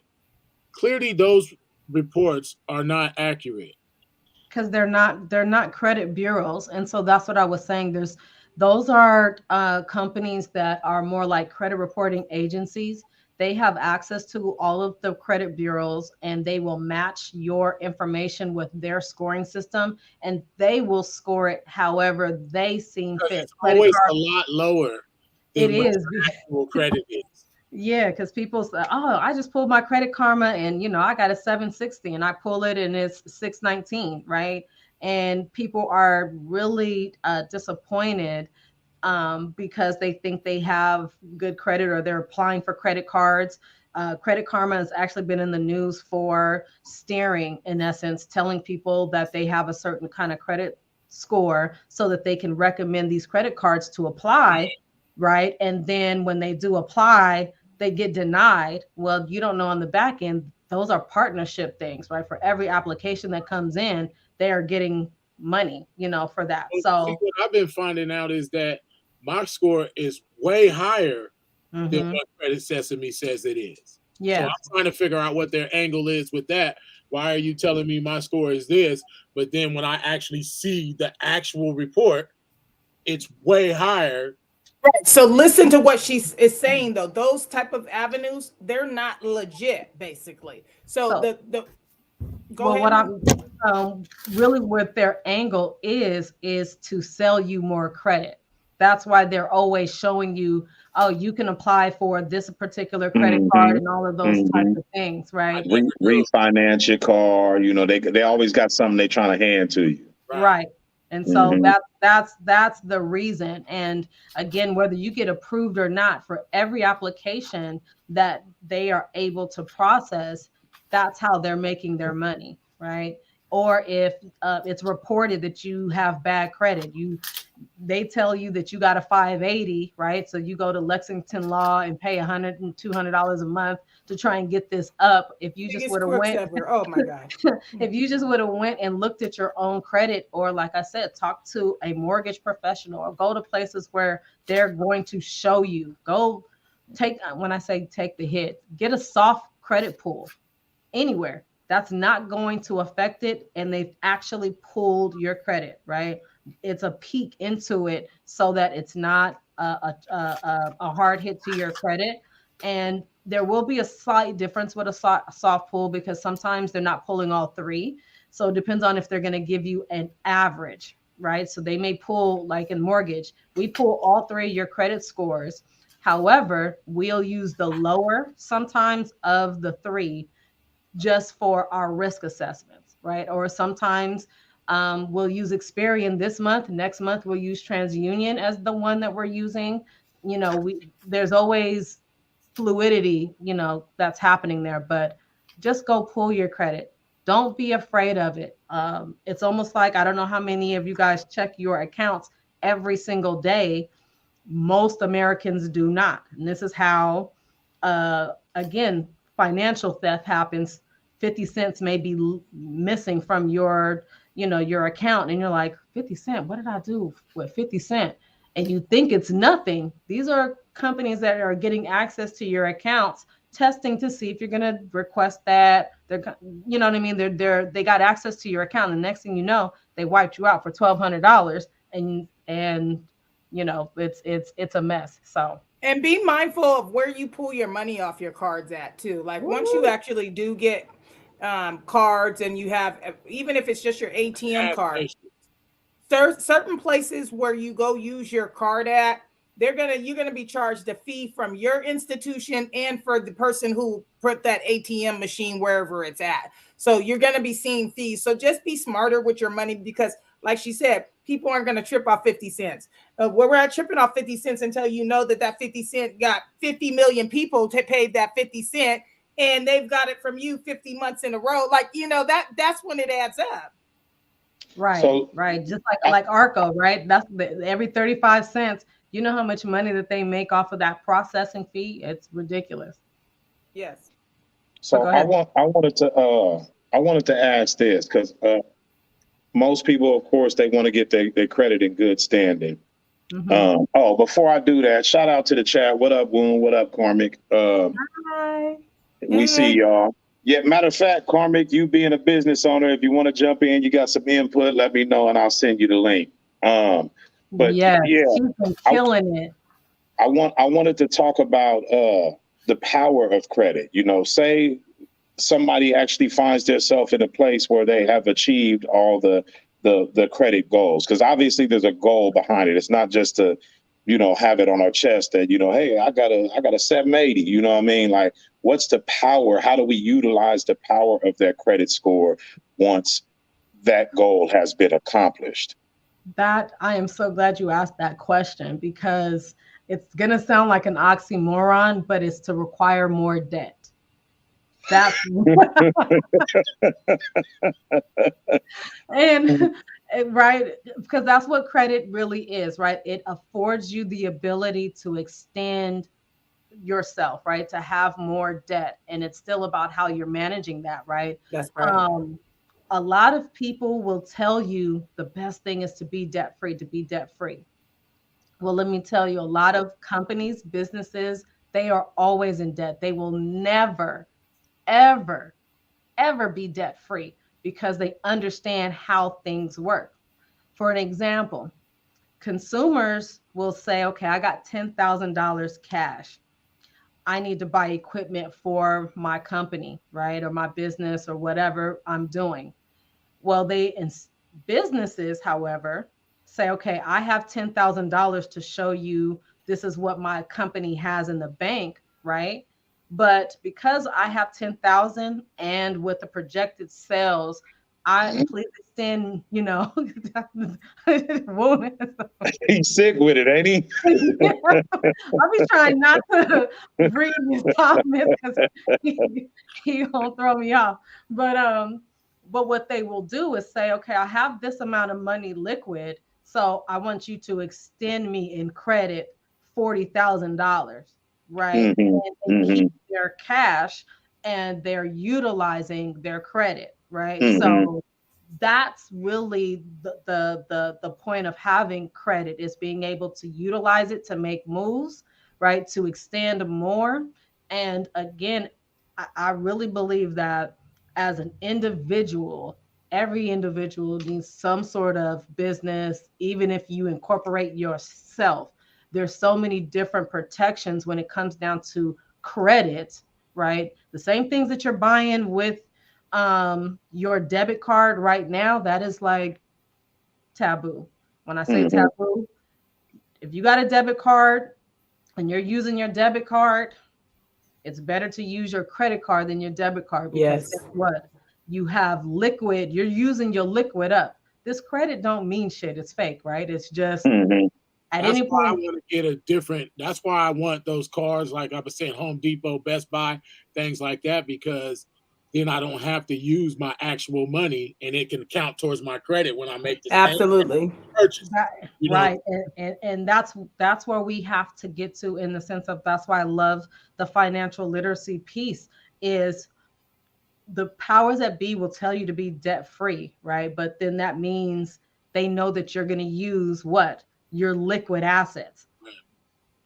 I And was getting a my pay on a pay card through my job, and that was building my credit. I mean, it was going up because of that pay card. yeah, and it just depends, right? However that they utilize it. And that's why I say credit can really be changed in a matter of 30 days. Well, max, Yes. you know, like literally you can have a no credit next month, you have a 700 credit score. You just have to know what you're doing right? with that, right? So that's just that's the big thing. And like I said, try not to use your liquid. You always use credit if you can. And as long as, again, you're in that credit utilization, think about this. If you had $1,000 credit card, you can really kind of extend that $1,000 credit card to $10,000 if you know how to use it. For an example, if you are maxing it out at $1,000, right, and you're only paying down 30%, so you paid 700, guess what you have next month? You got a new 700, you got $700 of space, right? And so you're using that credit multiple times over and over and over again. when you're utilizing your credit, you can ask them for a credit increase. And you continue to do that, you're utilizing that credit, but you're not just throwing away all of your capital, if that makes sense, or your liquid. So you can ask any successful person, do your research. Most companies are swimming in debt because they know that there's a thing called credit insurance, right? There's a debt insurance. So if you guys got to people have to start wrapping their heads around and we got to have these conversations so that right? Oprah, she's a billionaire. She's swimming in debt. Yeah, Donald Trump, he got the Trump Towers on a lie on debt insurance. Well, that's one of the age-old practices in business is to use other people's money, and that's why I posed the question about once you get the credit, what's the goal then, To acquire more debt, but in ways that are going to increase your wealth, right? Mm-hmm. So that's the second part to it is just like, okay, if you're getting your credit straight and you don't own a home, okay, once you get your credit straight, you can either one, buy a home that you live in, right? Or an investment property. You don't have to be a first-time home buyer. Like that doesn't have to be your avenue. You can actually buy an investment property before you buy a house to live in. You could still be in an apartment and you bought an investment property, right? So it's those types of things as you're utilizing your credit. Now you have an asset, right? You have an actual asset that you can utilize that's going to bring you income. That's the point. And that's what businesses do. They acquire more debt to make more money or extend their wealth. Mm-hmm. Mm-hmm. So to answer his question, Chris's question, he said, I'm a brand new credit user. Is paying my bills with credit cards useful? Yes. Like you said, it's better than paying it with your debit card because you're utilizing that credit line that has become available for you. You're making it work for you. You're paying it off in a timely fashion. You're only using a certain amount of it. Like if you're using it to pay a specific bill, this bill is only going to use so much of your money. So you go ahead and pay it with that credit card. That's making, and then you develop that credit history of a longevity of paying the bill on time without it doesn't appear that you've maxed out that card. And yes, it is helping your credit. Right. But I think to have the understanding also is that, you're paying your bills with the credit card, but only up to the extent of what you have in cash flow. For instance, your SMUD bill gonna be, $200 or whatever, you know what I mean? Instead of me pulling that $200 out of my pocket or paying it on my debit card, then I pay it with the credit card, and that $200 is still accounted for to pay off the credit card. So it's just a different way of processing the money. Yes, but you get perks and credits for paying it through the credit card, where if you pay it through your debit or with cash, it's just a bill paid. You see what I mean? You're not boosting yourself in the process. Right. And you're hitting it right on the head. Again, with that $1,000 credit card, if you put $200 or even if you maxed out this credit card at $1,000, you only have to pay $25, right? Or whatever the minimum payment is. So if you really needed to extend this for a long period of time, right? Or even if you are at $500 out of that 1,000, okay, your liquid is still in the bank, you're 200. So you're stretching those payments out to 4 or 5 months, right? Mm-hmm. Mm-hmm. So your actual liquid is not going down, right? You are extending your credit and you're still making your payments, so you're not late. The credit, whoever your creditor is happy because guess what? They're getting that interest on you. And depending upon what that interest is, that could be $5, right? When people hear, oh, I got a 20% interest card or whatever, it ain't really it's not a $2,000 payment, right? It's only, you got to do the math. What is 20% of, $100, right? Mm-hmm. And understand this is the name of the game. So that $200 that's in your, in your account, you can utilize that for things that really, you need money for, right? And you can still pay $5 on this credit card for the next 4 months to pay that off, right? Versus bringing down your liquid. So that again is how are you utilizing your credit? And that's the biggest misunderstanding, is that I got to just use my capital. Well, you're just doing a switch. Then you're really doing yourself a disservice, because now your liquid is down and your credit is up, or your utilization is up. So really, what are you doing? So right, because we can have all the money in our pocket, but if we're not using that money to get us access to more money, then that's the disservice you're talking about. Yeah, you got your cash stacked over here, but you can use that power of that to give you access to more, to make more plays. Like, for instance, if somebody wanted to get into, a franchise purchase or something like that, you having a great credit score, great credit history, plus, liquid cash, that gives you the power.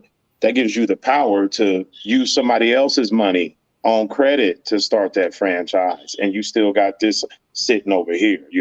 That's why I think we get caught up in the, how do I build my credit?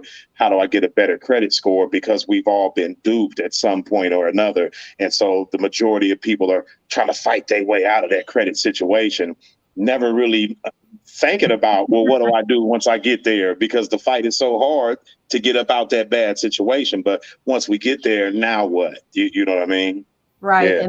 And that's what happens when people finally get to the top, right?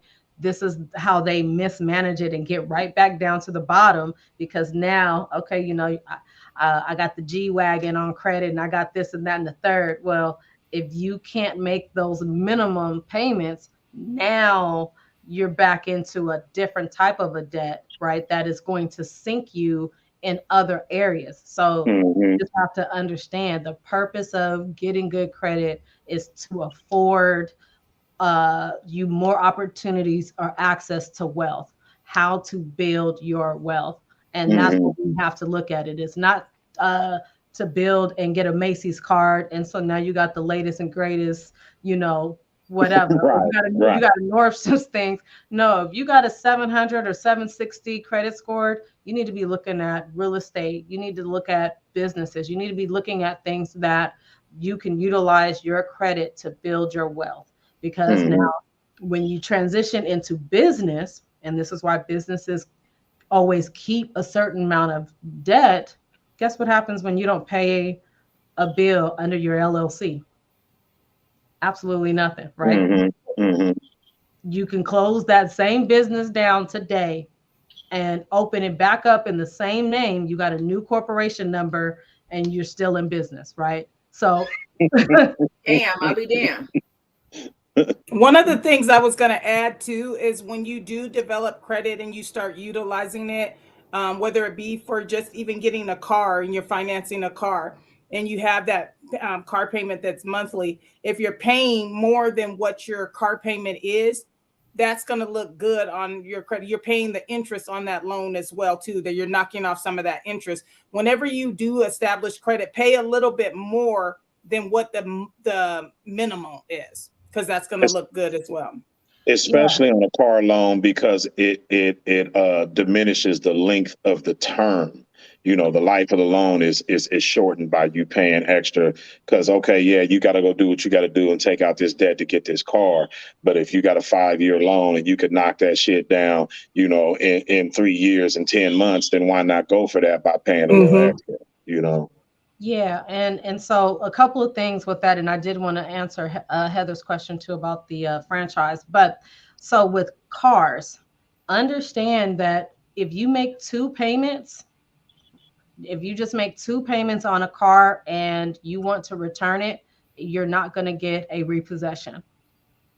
If you make two payments and let's say your interest rate is 12%, you can do a refinance on your auto loan.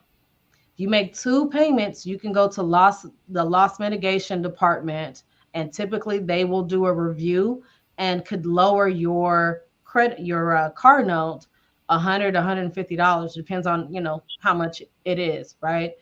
Sometimes they will knock off and go to a 0% interest on your car note just so that they don't have to take the loss on the debt.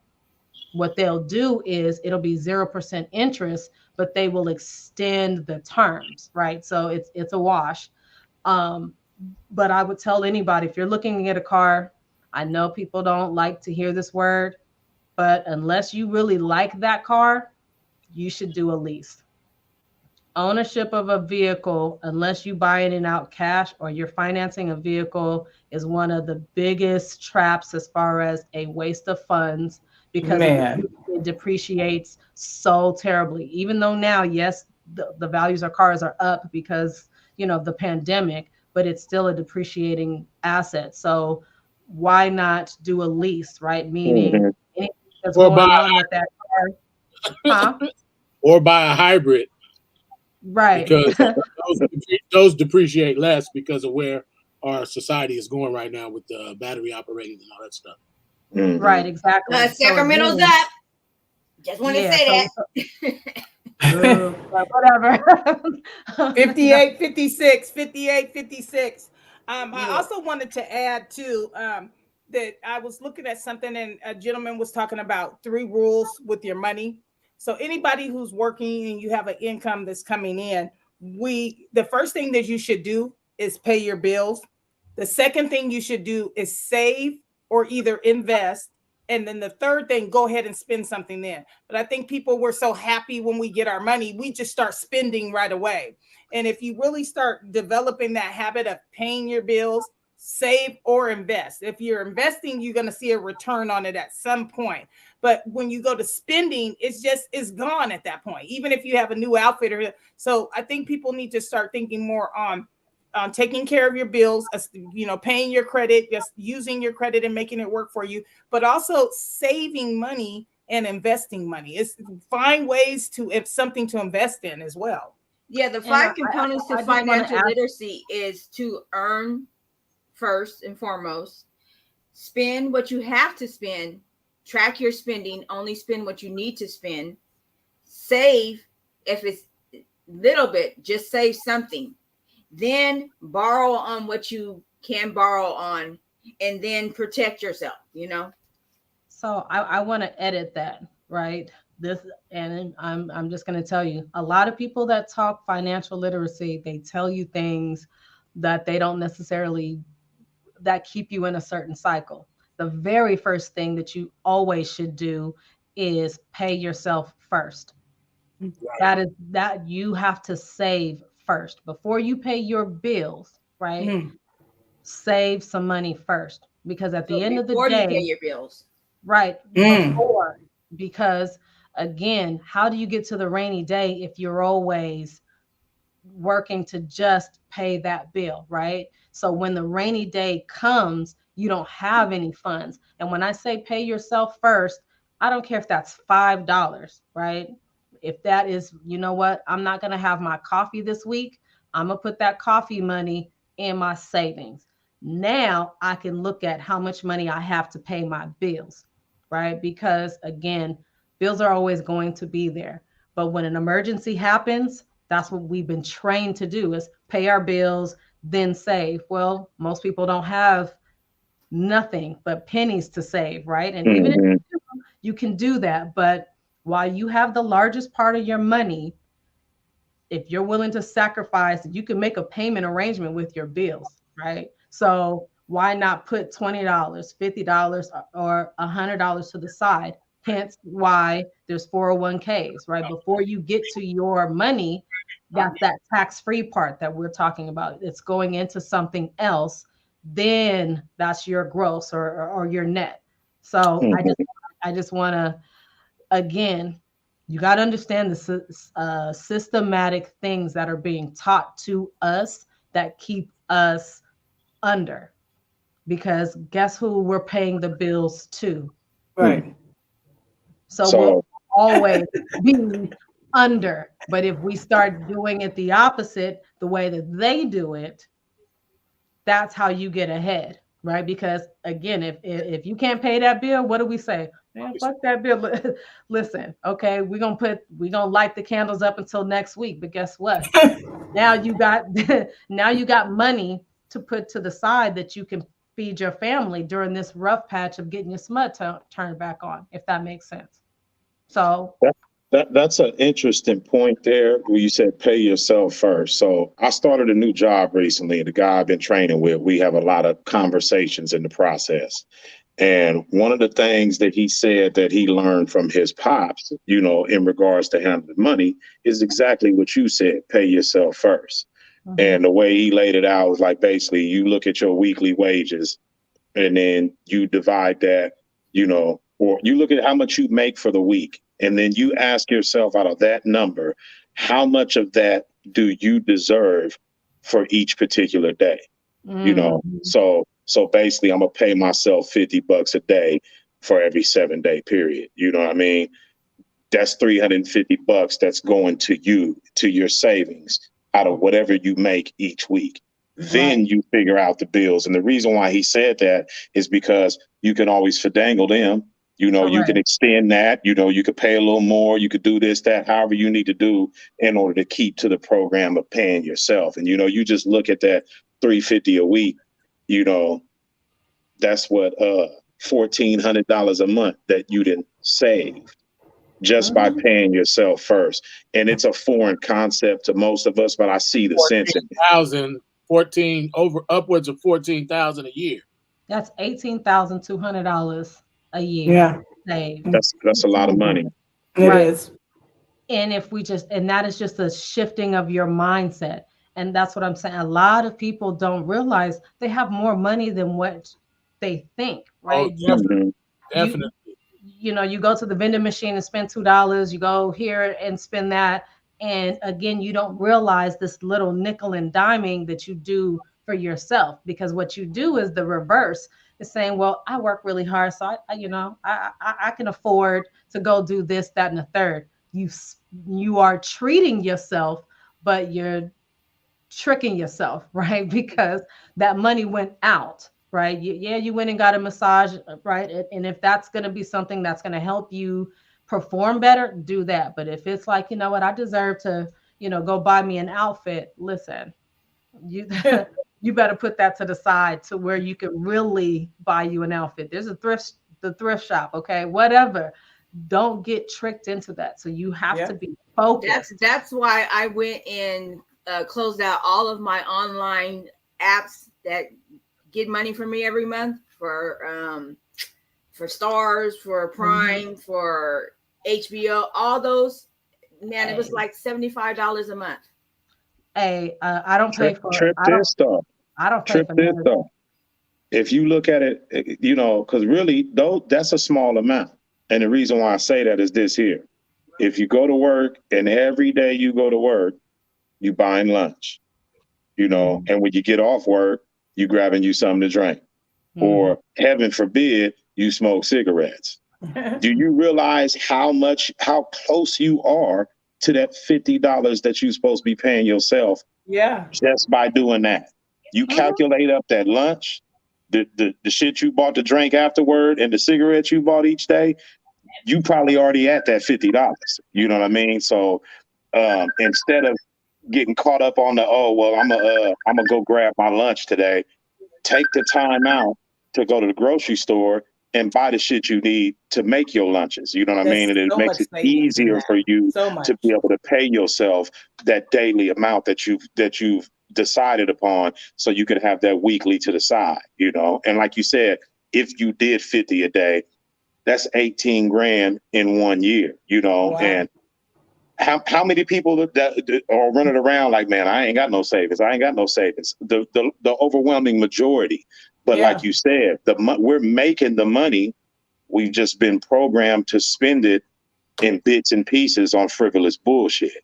We've been taught to be consumers. And so we're in the rat race of consuming, and we think treating ourselves is spending money. But the biggest treatment is saving the money, is paying ourselves. Woon said, it sounds like a business to me. Yes, you are, like in the words of Jay-Z, I am a business man, right? I am a business. So when you look at yourself like that, you are an entity that is to be controlled. He's sick. So and that's again, that is the biggest why wealth is a disparity, again for us, is because we're listening to sometimes these gurus that are teaching us things and it sounds right, but again, it isn't. It keeps us in consumerism. And in order to get out of that, you're gonna have to start reading things. That's why I say anything is in the book. There's no racism in that. You just need to go pick up the book and follow the principles. If you pick up the book and follow the principles, it will work, right? And we just don't have enough people teaching these things. And this is why I'm always going to, anytime I have an opportunity to come on and speak, to do anything in my career, I will always tell you the truth of how things are getting done. I look at tax returns every single day. I look at trust paperwork every single day. LLCs, corporations, I see how people are managing their money, how they're gaining their wealth, what they're actually doing. And I pass that down, and that's stuff that I've picked up personally for myself. So we just have to kind of get out of that consumer mindset, right? That's where they want us to be. If they take away the black dollar, there'll be a whole bunch of broke others. Well, see, that's another thing that's part of the problem is if you don't have J's, an expensive purse, like in our culture, black culture, you're nobody, you're broke if you don't have a Benz, or all those things. Even if you don't have $1 in your pocket, if you go jump in the Benz and you got on J's, that's considered official. You feel what I'm saying? But it's the art of illusion. It's the art of illusion. Yeah. Right. You look like you got some money, but all your money is tied up in the shit you driving and what you're wearing. So I agree with you on that. I think in our society, there's too much value placed on material shit. Hey, well, in the words of Nas, I want to be nobody, right? So I don't mind sacrificing myself to, not be seen in a certain kind of manner, because really, when it gets down to it, none of this shit really matters, right? Right. That name brand can't do nothing for you down the road. Yeah, and so them shoes, as soon as you put them on, they're gonna have a crease in them. Right. Listen. You know how many people I didn't see over my career. I'm also a licensed manicurist since like 2003. So I've seen pedicures. Men, I love to do toes, but so I got a foot fetish in that regard. Like making ugly toes pretty, right? Because guys, y'all need some help. There's women out there.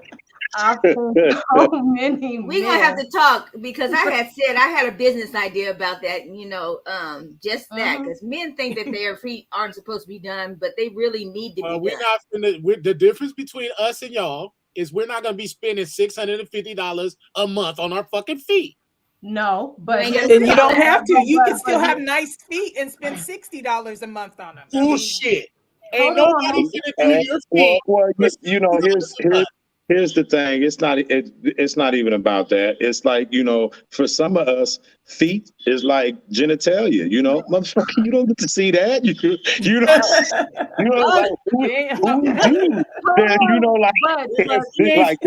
is a special set of feet right here. God damn it, you don't get to see that. What you talking about? But what I was trying to say, and I get that, right? For men, it's not the aesthetics of your feet, but your feet are your platform, So to any of my ladies that are watching, and your man being on his feet, listen, you get your pedicures, get him a pedicure or take care of his feet, because that is your platform, right? If you're working all day, that's the worst possible thing, is that a man's feet are, terrible, right? Because now your feet hurt, now your back hurt. If your feet are messed up, your knees are messed up, your knees are messed up, your hips are messed up, your hips are messed up, your back isn't, like, it's going to continue to go on. So it's a matter of, my motherfucking life. Right. I had plantar fasciitis before. So when you said feet being the platform, that just hit me. Like, I remember when it was hard to even stand the fuck up. Like, ooh, Yeah. you know? Yes, it hurt. Right, but it's stuff like that when we buy, like, you back to your point, Diesel, about the shoes having creases in them, right?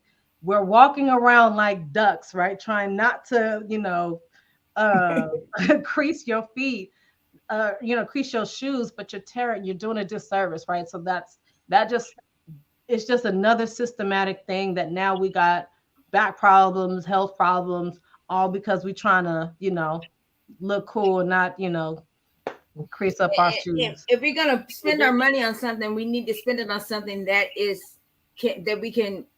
that has a resale value. Like if you bought gold or real estate or something on those lines, Not you can Bitcoin. liquidate that. Not Bitcoin. Yeah. Not big. Not I didn't say Bitcoin. Bitcoin. Bitcoin. No, I'm talking shit. I'm talking shit. Bitcoin. Well, Look. Bitcoin made all the billions tied up in Bitcoin is niggas' money. But some people made money off of Bitcoin, and what was the other? There's another thing out there, but there's some people made money. Some people in the made beginning, money. maybe. Right. okay, But nevertheless, ain't no white people got no Bitcoin. but here's the thing though. So there is a digital movement. So you guys are going to start seeing some things happening within your banks that your finances are going to go straight through, in essence, through the IRS and through the feds, right? So they will know every single thing, everything that you're spending it on, right? Because things like Cash App, right? Well, but A lot of people were using Cash App to do illegal shit. right, and because again, if you know the laws, and this is how Bitcoin even got its going, this digital currency, is understanding the loopholes within the law. And once you understand that, then you can operate. And so you're going to see, like, this year there's going to be a change in how your bank does your transactions, who sees what. It's a whole Are you talking about Fed now? Yeah. Okay. Yep. So it's getting ready to be that they are super watching. And I sent something to Valley today. The IRS is hiring licensed agents to carry guns, like authorized to shoot and use deadly force. They Now, say they want accountants that's willing to get in the field and be with the shit. They said they want law enforcement agents that double as accountants. That's crazy. Because and what they're going to be I had doing some more is money laundering stuff, huh? Real quick though, I wanted to talk. What do you think about families putting together a trust fund? Do you think that that's a good idea? This is off the mortgage and credit subject, but just on building financial or generational wealth. I did a little bit of research in regards to that. Do you think that that's a good idea? It's paramount to securing your wealth. That is how your wealth is really secured in being able to do that. And it's a protection. When you have something like that set up, you have to get a court order for those things to be unsealed, right? So there's a process for them to find out who owns what, right? When you have a trust set up. So those are those kinds of things, right? If you're hiding assets, or I'm sorry, if you're placing assets in a trust, if you're placing assets within a trust, right? Well, Benet doesn't own anything. Everything's in the assets of the trust, right? So what are you suing me? What are you collecting from? What are you going to get? There is nothing to get. Okay, so I'm glad you asked that, Deez, and I'm going to add to the stream something that I was doing a little bit of research on setting up how to set up a family trust, and it just struck me. So here's just something I researched. I don't know, I haven't actually done it. So to anybody watching, this is just one of the things I was looking at, and I seen somebody talking about opening up a family trust and how to set up the bank.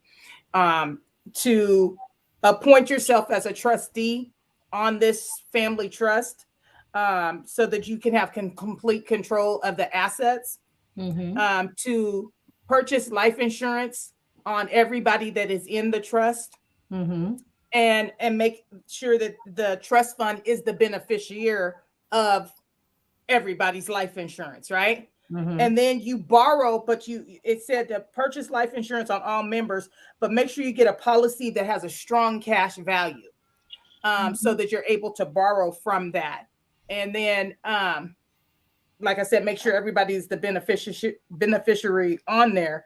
And from that trust, you can spend based on the family's needs. And so I just thought, and that's basically a picture of how it is supposed to work. And I think that it's something that we should really consider as a family, even, people and their children doing a trust, setting it up with you and your children, if you didn't want to do it for the bigger family, but like somebody like us, in the Four Corners Legacy, we are the four. So then we would break it down with us four and our children and start I'm a not gonna trust. have you niggas counting my money.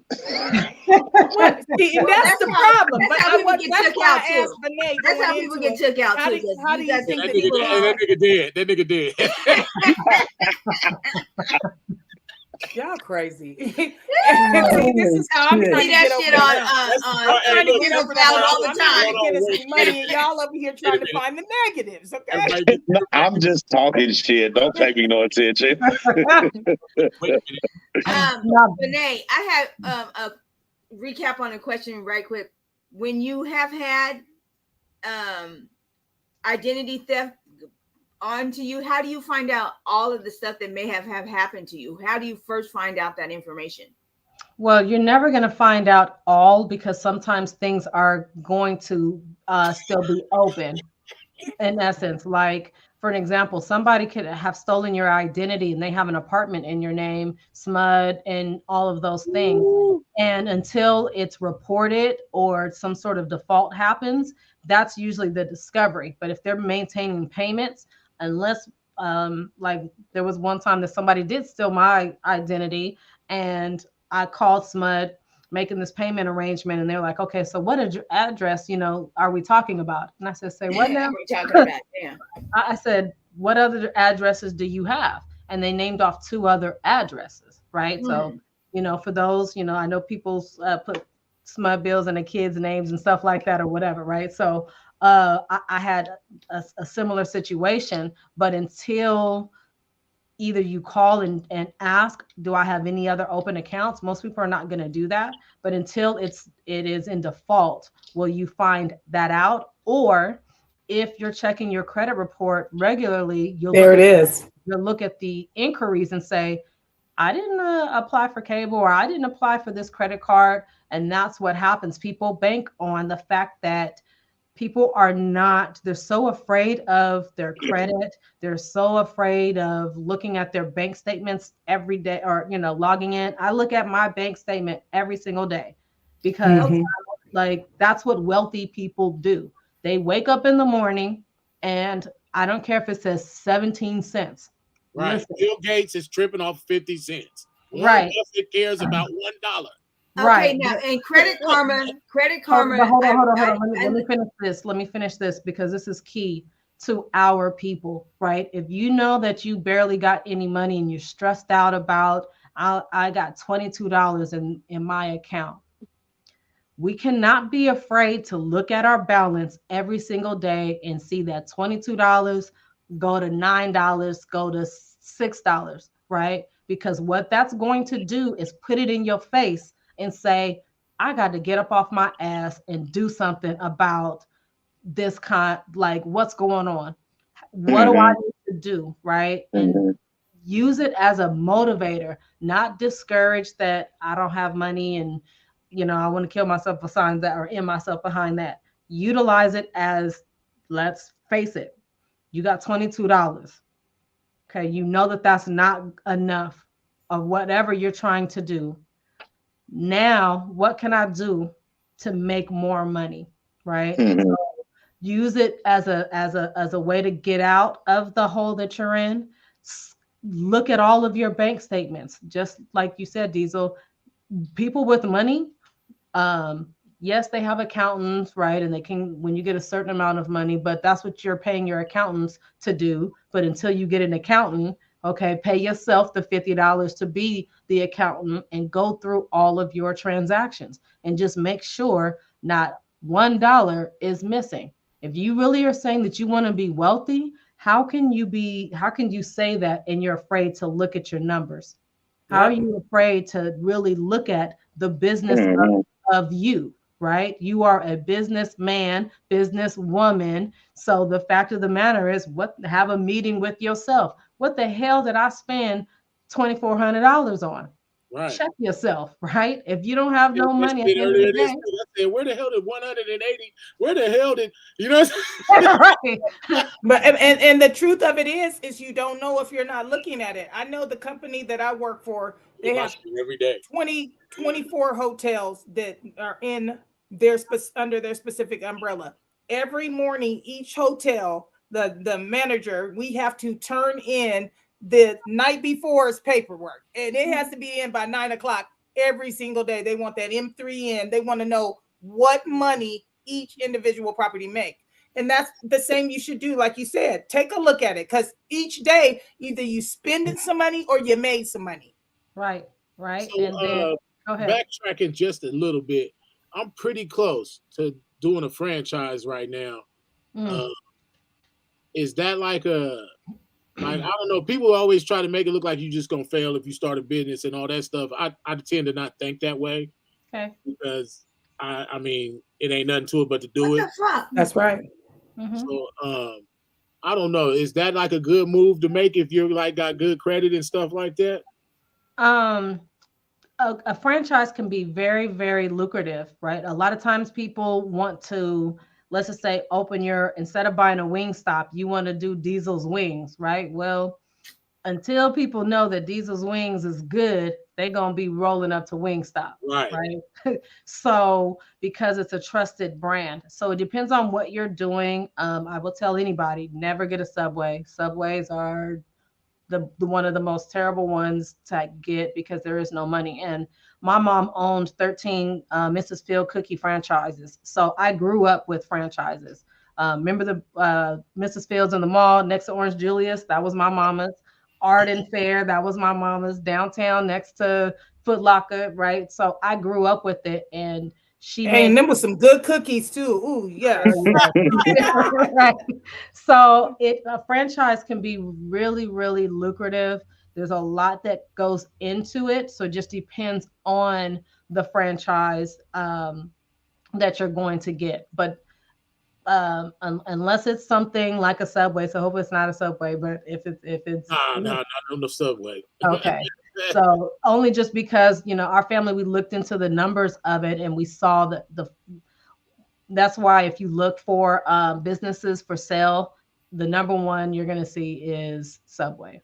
Everyone I think Starbucks is a good franchise to jump into, and so are Chick-fil-A's. But just remember, in doing a franchise, you have brand standards and company standards. So you just have to make sure that you're able to meet all those brand standards, because, like she said, flying that umbrella where that name has already been put out, you have to keep what it is that their expectation is too. I wanted to ask something and else there's two separates of your finances, right? Because you got to pay royalties, you got to pay certain things to them. So you got to look at your margins and just make sure that it makes sense, right? That whatever you're paying out in fees, you're at least, have 20 or 30% more for yourself. That includes your employees and, you paying you. So sometimes these franchises, the point is to make more money for them than it is the franchisee. So it just depends. Yeah. Okay, I had a question about Credit Karma. Credit Karma, I got my credit report from them, and they were running my credit constantly. Why? So Credit Karma. They obviously have to look into your credit on a regular basis to give you updated scores. Oh, that's all. Are they running your credit, or are they analyzing it? They're looking at it. What do you mean? I have to check back into it, but it was like once a week it was getting done. That's right, but that's a big sign to me that there's some kind of identity theft or something not necessarily, because that's how Credit Karma is set up. That's the only way it can give you accurate scores. So when you say running your credit, what that sounds like to me is that there has been an inquiry on I can't say the damn word. It's been one of them on your credit. If Inquiry. it's not that, they're not running your credit. Right. So Right. that's what I wanted to find out. So when you're saying that they're Not the doing it every aliens. day, what does that mean? What are you seeing? I don't have it in front of me, so I can't. But I know when I looked at it, I'm like, why the fuck are they running my shit Look, every but- week? The But alien look at what? Credit Karma. I was on Credit Oh. Karma. So Credit Karma is not a credit report. They're a credit reporting agency, or they're really a software company, to be honest. But they are going to always update and shop your profile within their network, but it's not hitting your credit. It's not giving you an inquiry. If it is, that means somebody is trying to get access to your Credit Karma information to update it. Like, you lost your wallet, right? Well, depending upon what's what, people often will go to these free places like, Credit Sesame or Credit Karma to get access to your information, because you have to confirm your identity. You're entering in that information. So they may be trying to get access to your account, but not that they're running your credit, if that makes sense. So I would because definitely. I can't even access my Credit Karma. I've got to do more research on that, because I can't even get my credit. So that means someone did try to do some fraudulent shit with my name. Okay. Yeah. How were you able to determine that they were looking at your credit if you can't access it? That was before, and now I can't access it. Okay. So were you getting emails saying something? Yeah.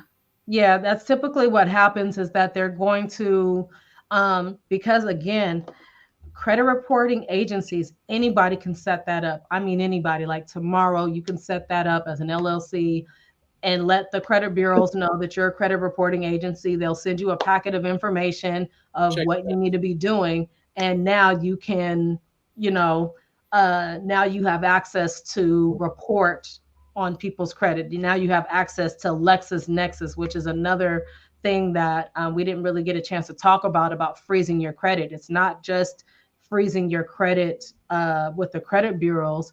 You need to find out what LexisNexis, which is a reporting agency that houses all of your information, to get that frozen. When I you need to freeze that, my credit. that limits everything that people have access to. Thank you for your information, Bernette. I really appreciate that, because I've been working on that. Yeah, and listen, if you guys ever need that, just hit me, because somebody may be trying to access your information, because they ask all these questions, right? Where did you grow up? They have access to your credit information for free, instead of going through the credit bureaus to get it, because that's tracked, right? It's tracked differently. They have to see who accessed your file, IP addresses and all of that. They'll use Credit Sesame or Credit Karma.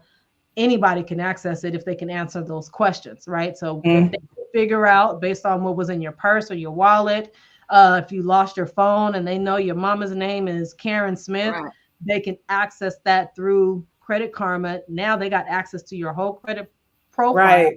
And that's probably what happened. Yeah, they can. And start so what would you recommend as a way, like you said, not just locking it, but what is a secure way to put some sort of blocks on your credit so that people can't use your credit? Where would you, as a person, as an individual, start if you wanted to begin from this day forward to protect yourself from anybody using your stuff? Where would you go? Number one is contact all of the credit bureaus, not the credit reporting agencies like a Credit Karma, something like that.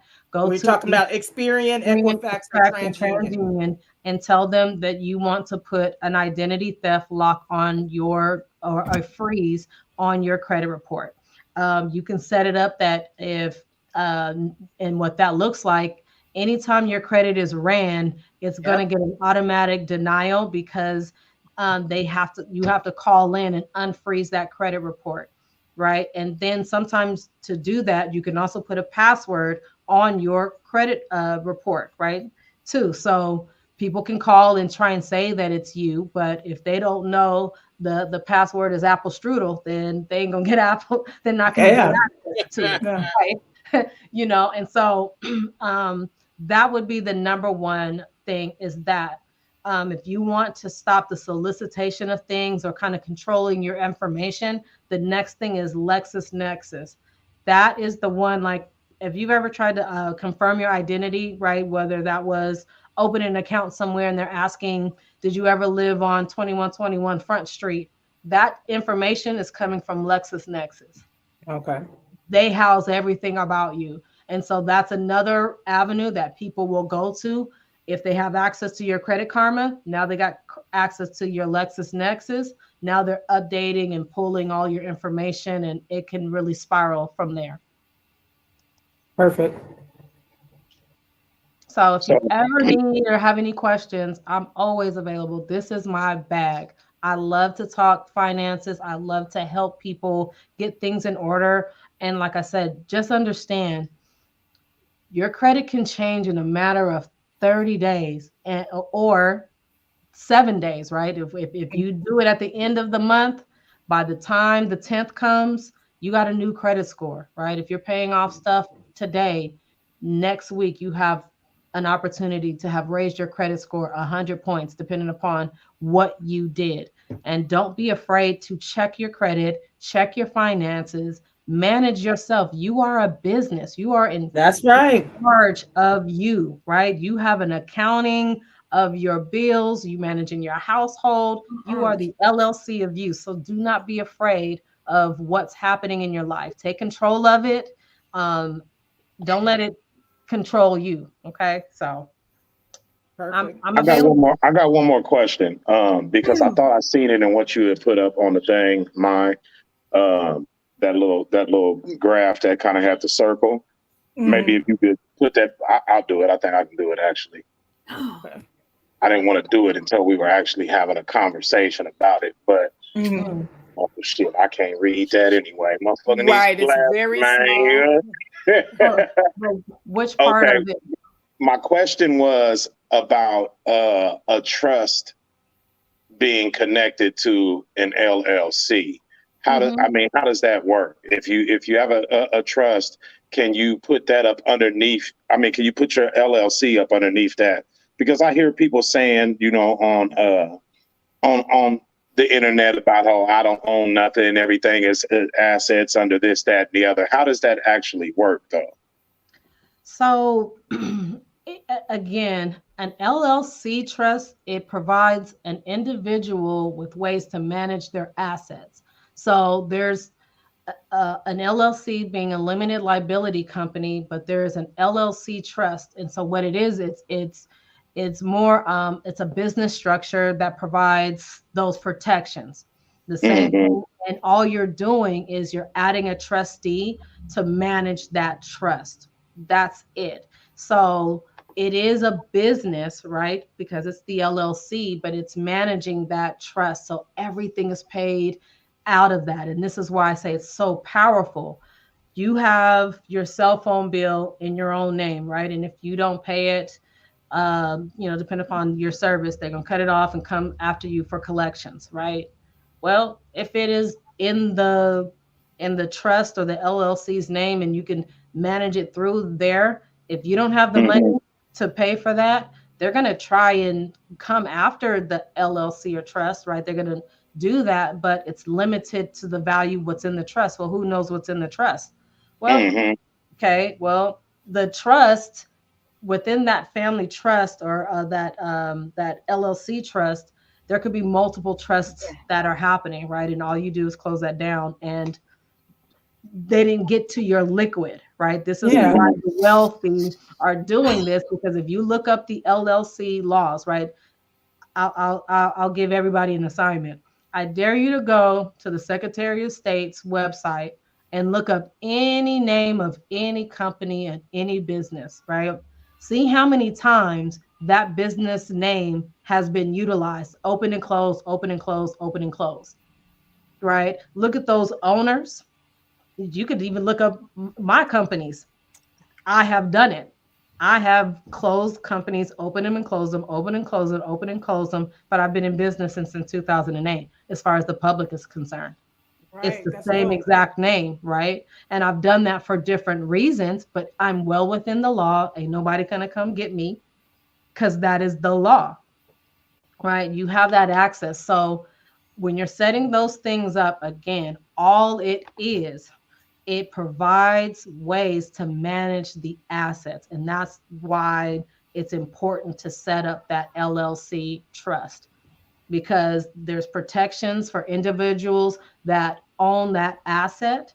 And all that's happening is that somebody is managing those assets. That's So like the company we used to work for, mine. Of course, they're the them first crooked persons that mouth. came into my mind. How they had so many Uh, different LLCs owning all these. I mean, and they were the biggest scammers ever. But but they it's knew the but game, like she said. yeah, They were able to do it underneath the laws of the LLC laws, and they were protected, so they could close this one down, open another hotel under it, and they just were running so many various names. But that's business, If you can't beat them, join them. That's what I'm thinking. if and it's not so much if you can't beat them, join them, learn them, join them, Yeah, right? yeah, It is people, again, you got to understand what's being taught. There is commercialism happening all of the time, right? I can tell you, I can say, okay, come to me, I'll run your credit, right? And for $50 or $300, I can guarantee you I can raise your credit score 150 points. I'm not right. going to tell you how I do that. Well, for free, part of my job is I get to see how I can increase my clients' their credit. Now, if I want to charge you for that, I guess I could, right? That's what I mean. There's so much stuff that is for free, but they are charging or spending it in such a way that you think that you have to pay for this, or you think you have to do it this way, and you That's the don't. name of the game nowadays. They Because the found it name of the out. game They found it is out. right. The name of the game is, if I have access to information and somebody else doesn't have that same access, now I can utilize that for financial gain, right? And that's all of this is if you don't understand how to utilize the laws, your credit, business for financial gain, you are going to be in a perpetual cycle of, and it's not debt, of not having wealth, right? Take on as much debt as you want to take on. Because guess what? When you're dead and gone, can you take it with you? What are they going to do? Right. Absolutely fucking nothing. That's why you see all these Okay. old motherfuckers driving around in these brand new cars when they're 80, because they know goddamn well. So Benay, I got a list of acts that I wrote down, and then I'm out of those acts. Like I got Fair Credit Reporting Act, the Graham Leach Biley, Act, mhm. the Children's Online. Um, which acts should we pay attention to? And you need Consumer to put Protection Law, Enforced Environment Clause. What acts should we pay attention to? all of the above. Okay. Because Okay. the main one to start with is consumer protection, because you are a consumer, right? Yeah, And I have a star next understand, to that one. Okay. yeah, And then I start have a there. star next to Fair Credit Reporting Act. That is another good one, because now if you understand your consumer protection, now you have your Fair Credit Reporting Act. There's certain things that have to happen. Is there? Oh, okay. It just looked like there was a delay, so I thought you were talking. So I'm sorry. So once you understand your personal rights as an individual or as a consumer, now it relates to your the Reporting Act, right? Fair Credit Reporting Act, and how these businesses must engage within you and your rights within that. Then you can go on to the Graham Leach Biley Act and understand what those are. There's a lot of other ones, Yeah, regulations. the Fair Debt Collections Practice Act. So all of those things, they're all tied in together. They're just different bureaus that handle different things. So there's not a monopoly on one, but those are key places to understand your laws. And take a minute, because trust me, it'll save you a lot of money if you know those laws. So what about They're counting on Expedited it. Funds Availability Act? What does that's okay? I'll DM you so we can talk better. Yeah, because that's that goes into a lot of cross references of a lot of different laws at play. So I would have to ask you what is your ultimate goal in utilizing that one, and then I can Okay. work the play backwards for you. Okay. Bonet, you might want to take a moment too to just give some of your information up. If people wanted to reach out to you, we have your name on here, but how do they contact you if they wanted to get mortgage advice from you? Where do they find you? What is So the name of your business? So the name of my brokerage is Geneva Financial. So you can find me at genevafi.com/Benet Bailey, or you can contact me at 916-957-5557 is my direct line to get a hold of me. If you need any kind of financial assistance, whether that is you're looking for a home, you need budgeting, you need business information, that's a way to definitely get in contact with me. And I'll leave it in the comments as well. Very Okay. good. And drop the info for your podcast as well while you're at it. Okay. So I'm glad that you brought that up. So I took like a couple of weeks away to revamp that. So I will be back this coming Friday, Cinco de Mayo, for the Real Love podcast.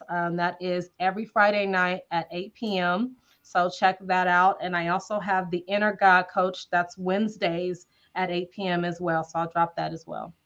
Glad Okay. you're getting that back out there. Very good. Yeah. No, it's sometimes, I'm a serial entrepreneur. I do a lot of things and I know seasonality, but sometimes you have to sit back and organize and get it together, and look for a financial piece that is going to be coming to on May 13th. Okay. Very good. Okay. So, Absolutely. How yeah, long so did it take you to do get your license for the foot care? Oh, so that's 400 hours. So I think it was like 3 months. So you have to go there every day? What do you mean yeah, I mean, I went during that time. I went to the Asian place. I went to a company called My Leaves. So I went to the Okay. Asian to learn how to do That's my right up the nails. street from me. Okay. Well, My Leaves used to be on Stockton and like kind of by Lemon Hill, and then they Yeah. moved to Florin. Yeah. So I recently went back over there, and I'm like, wow, okay, you guys. Yeah, they moved to right there, Florin by the old Walmart. Yeah. So, and I do want to talk to you guys briefly about all these licenses. So yes, I have a manicurist license that I've had since 2003, right? I've owned shops. That was 400 hours, right? 400 hours versus cosmetology and barbering is 1,600 hours. Yes, you can make a lot of money. Most barbers make about $1,000 a day, right? If you're taking, you got 10 clients and it's damn near $100 to get anything done for you males. I'm sorry that you guys are up to that, but That's why start we growing up here. utilizing. Yeah, they're doing shape ups and all that kind of stuff, and it's $100, $120 now just to get a lineup and a cut. But I do want to say, start looking at small licenses, right? That license, I'll never let it go, right? I used to have a shop. I don't have a shop anymore. But as you know, ladies, how much does it cost to get your nails done, right? Ridiculous. Okay. So if you're getting those kind of licenses and you're getting at least $100 or $200 a client, and you got 5 or 10 clients in a day, those jobs that may have looked like it was undesirable to look at people's feet all day now become, I made $5,000 a week because I'm getting about $150 a client, right? And I only had to do 40 hours. Yeah. I'm a mortgage broker. In order to get your license, and I also have a mortgage school, nationalmortgagetraining.com, so you can look that up. 20 hours, okay, is all is required to get your mortgage license. 20 hours. And with that 20 hours, if you do 2 loans a month, you're making $120,000 a year. 2. Okay. We don't go out and I'm glad you mentioned that, because we talked about this before and somehow I forgot about 20 hours ain't shit. You know what I'm saying? No, it's not. Not for those numbers in a year, right? I did like 60 hours for trucking. So Yeah. Exactly, right? And so here's the thing. A lot of times there's a lot of jobs that we are not thinking of, right? And we don't know, right? If you ever look at some certain jobs, find out what the certification is. What is the requirement? And you'll find there's a lot of high paying jobs that take no time to be able to crack into that industry. And that has changed your life. Me getting into the mortgage industry has changed my life. When I tell you 2 loans a month, on average, our commissions are about $5,000 a loan. So 2 loans is 10,000 times 12.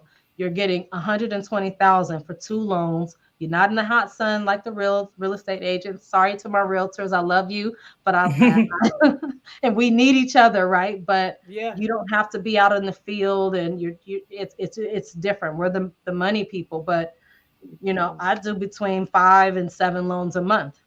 So understand that changes your life, right? And there are people that are, officer, huh? mortgage officer.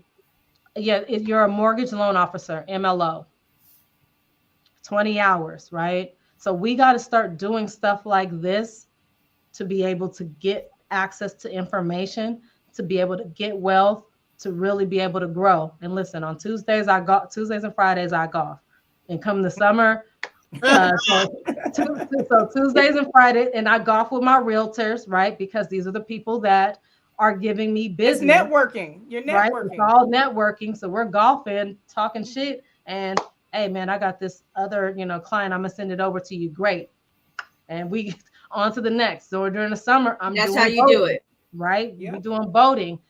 You could create. This is what they're doing, and you can be 18 years old to do this. No degree. Just to make sure I understand this from my memory of the conversation. Now, you said your school that you have. Mm-hmm. So if somebody wanted to put in that 20 hours, that could be done through your organization. That correct? Yeah, Okay. nationalmortgagetraining.com, and you'll go to a section that says see our courses, and you can see the classes. Depending upon what state you're in, that class could be anywhere between $200 to $400 as your class. So that's your financial investment, is either between $200 or $400 for the course. That's 20 hours. You fill out your application, do your background, do your fingerprints, take your test. If you pass, you're an agent. It's just like that. You can go work for a bank, you can work for yourself. And I work for myself. That's right. So look for those kind of pieces. Starting next week, I'm really going to hit that hard for our people, because a lot of people that will get into trucking, right? Because that it's going to be about 120,000. Well, if you got into mortgage, it's less work. You're at home and you're making the same pay. Yeah, because it's a hard $120 in a truck, man. Yes, it is. People don't understand them long, drawn out days. Oh my goodness. Right. And on it doesn't matter what state you're in, right? So so if I'm out of California, I can still go to the nationalmortgagetraining.com and put in the information for my state. Correct. So we're a nationwide school, and we'll help you get your license. If you need private coaching, I will help you pass this class or this course. It's hard, right? When I say that it's hard, the biggest thing is mortgage math, understanding like interest rates. Some of the things that we've talked about today, consumer protection laws and finance laws and things like that. Those are some things that you just have to start committing to your memory. But for the chance to do this, I'm sure that you could study and figure it out. And I did. So can you. I appreciate you giving back, because that doesn't always happen, where someone gains knowledge and then they keep it for themselves. I really appreciate you giving us these tools to help us with this. Listen, Really. I've discovered that it is my purpose and my pleasure. And so when you're living in purpose, you can't help but do it, right? And so this is my purpose and my pleasure. And I do it for that reason. Thank you so much. Thank you guys for having me. This was dope. So anytime Yes, you it want was. that, We appreciate you coming on too. yes, but I gotta still We'll get have the you back ladies. again. We'll have you back again. We got several more topics to cover. So yeah. So we need to shoot our shot. That damn it. Yes. But I still need you ladies on the podcast because there's stuff that I need the ladies' perspective. T's I been tried on to a get couple in on the times. last time. Yeah, we'll have to set it up. It wasn't for you last time, nigga. Yeah. It was for the fellas, okay? Yeah, you too, Diesel. Just let us know. We're more than welcome to come on your show as well. I feel like, yeah, she want to talk to the ladies. Finally, I got a lot to say. Yes, because there has to be balance, right? But Right. there's some stuff that I would really like to extend that offer to you guys, and even you too, Diesel. I think I tried to get you too, but I don't know. So if you're ever free or available, the Real Love Podcast would love to have you all. So I appreciate your time today. Thank you. Okay, so what's the score? Is it the light the beam? Y'all still beaming or what? Yeah, it's not. Last time I checked, we was down by 11 points. Right now, we're down by 7. Okay, they closed the gap a little. No, I don't know what you're looking at. I'm seeing 91-81. Okay, and I thought so. I thought it was like a 10-point lead when I first. Oh well, when I was just looking, it was by. All right, Sacramento, and you're gonna learn.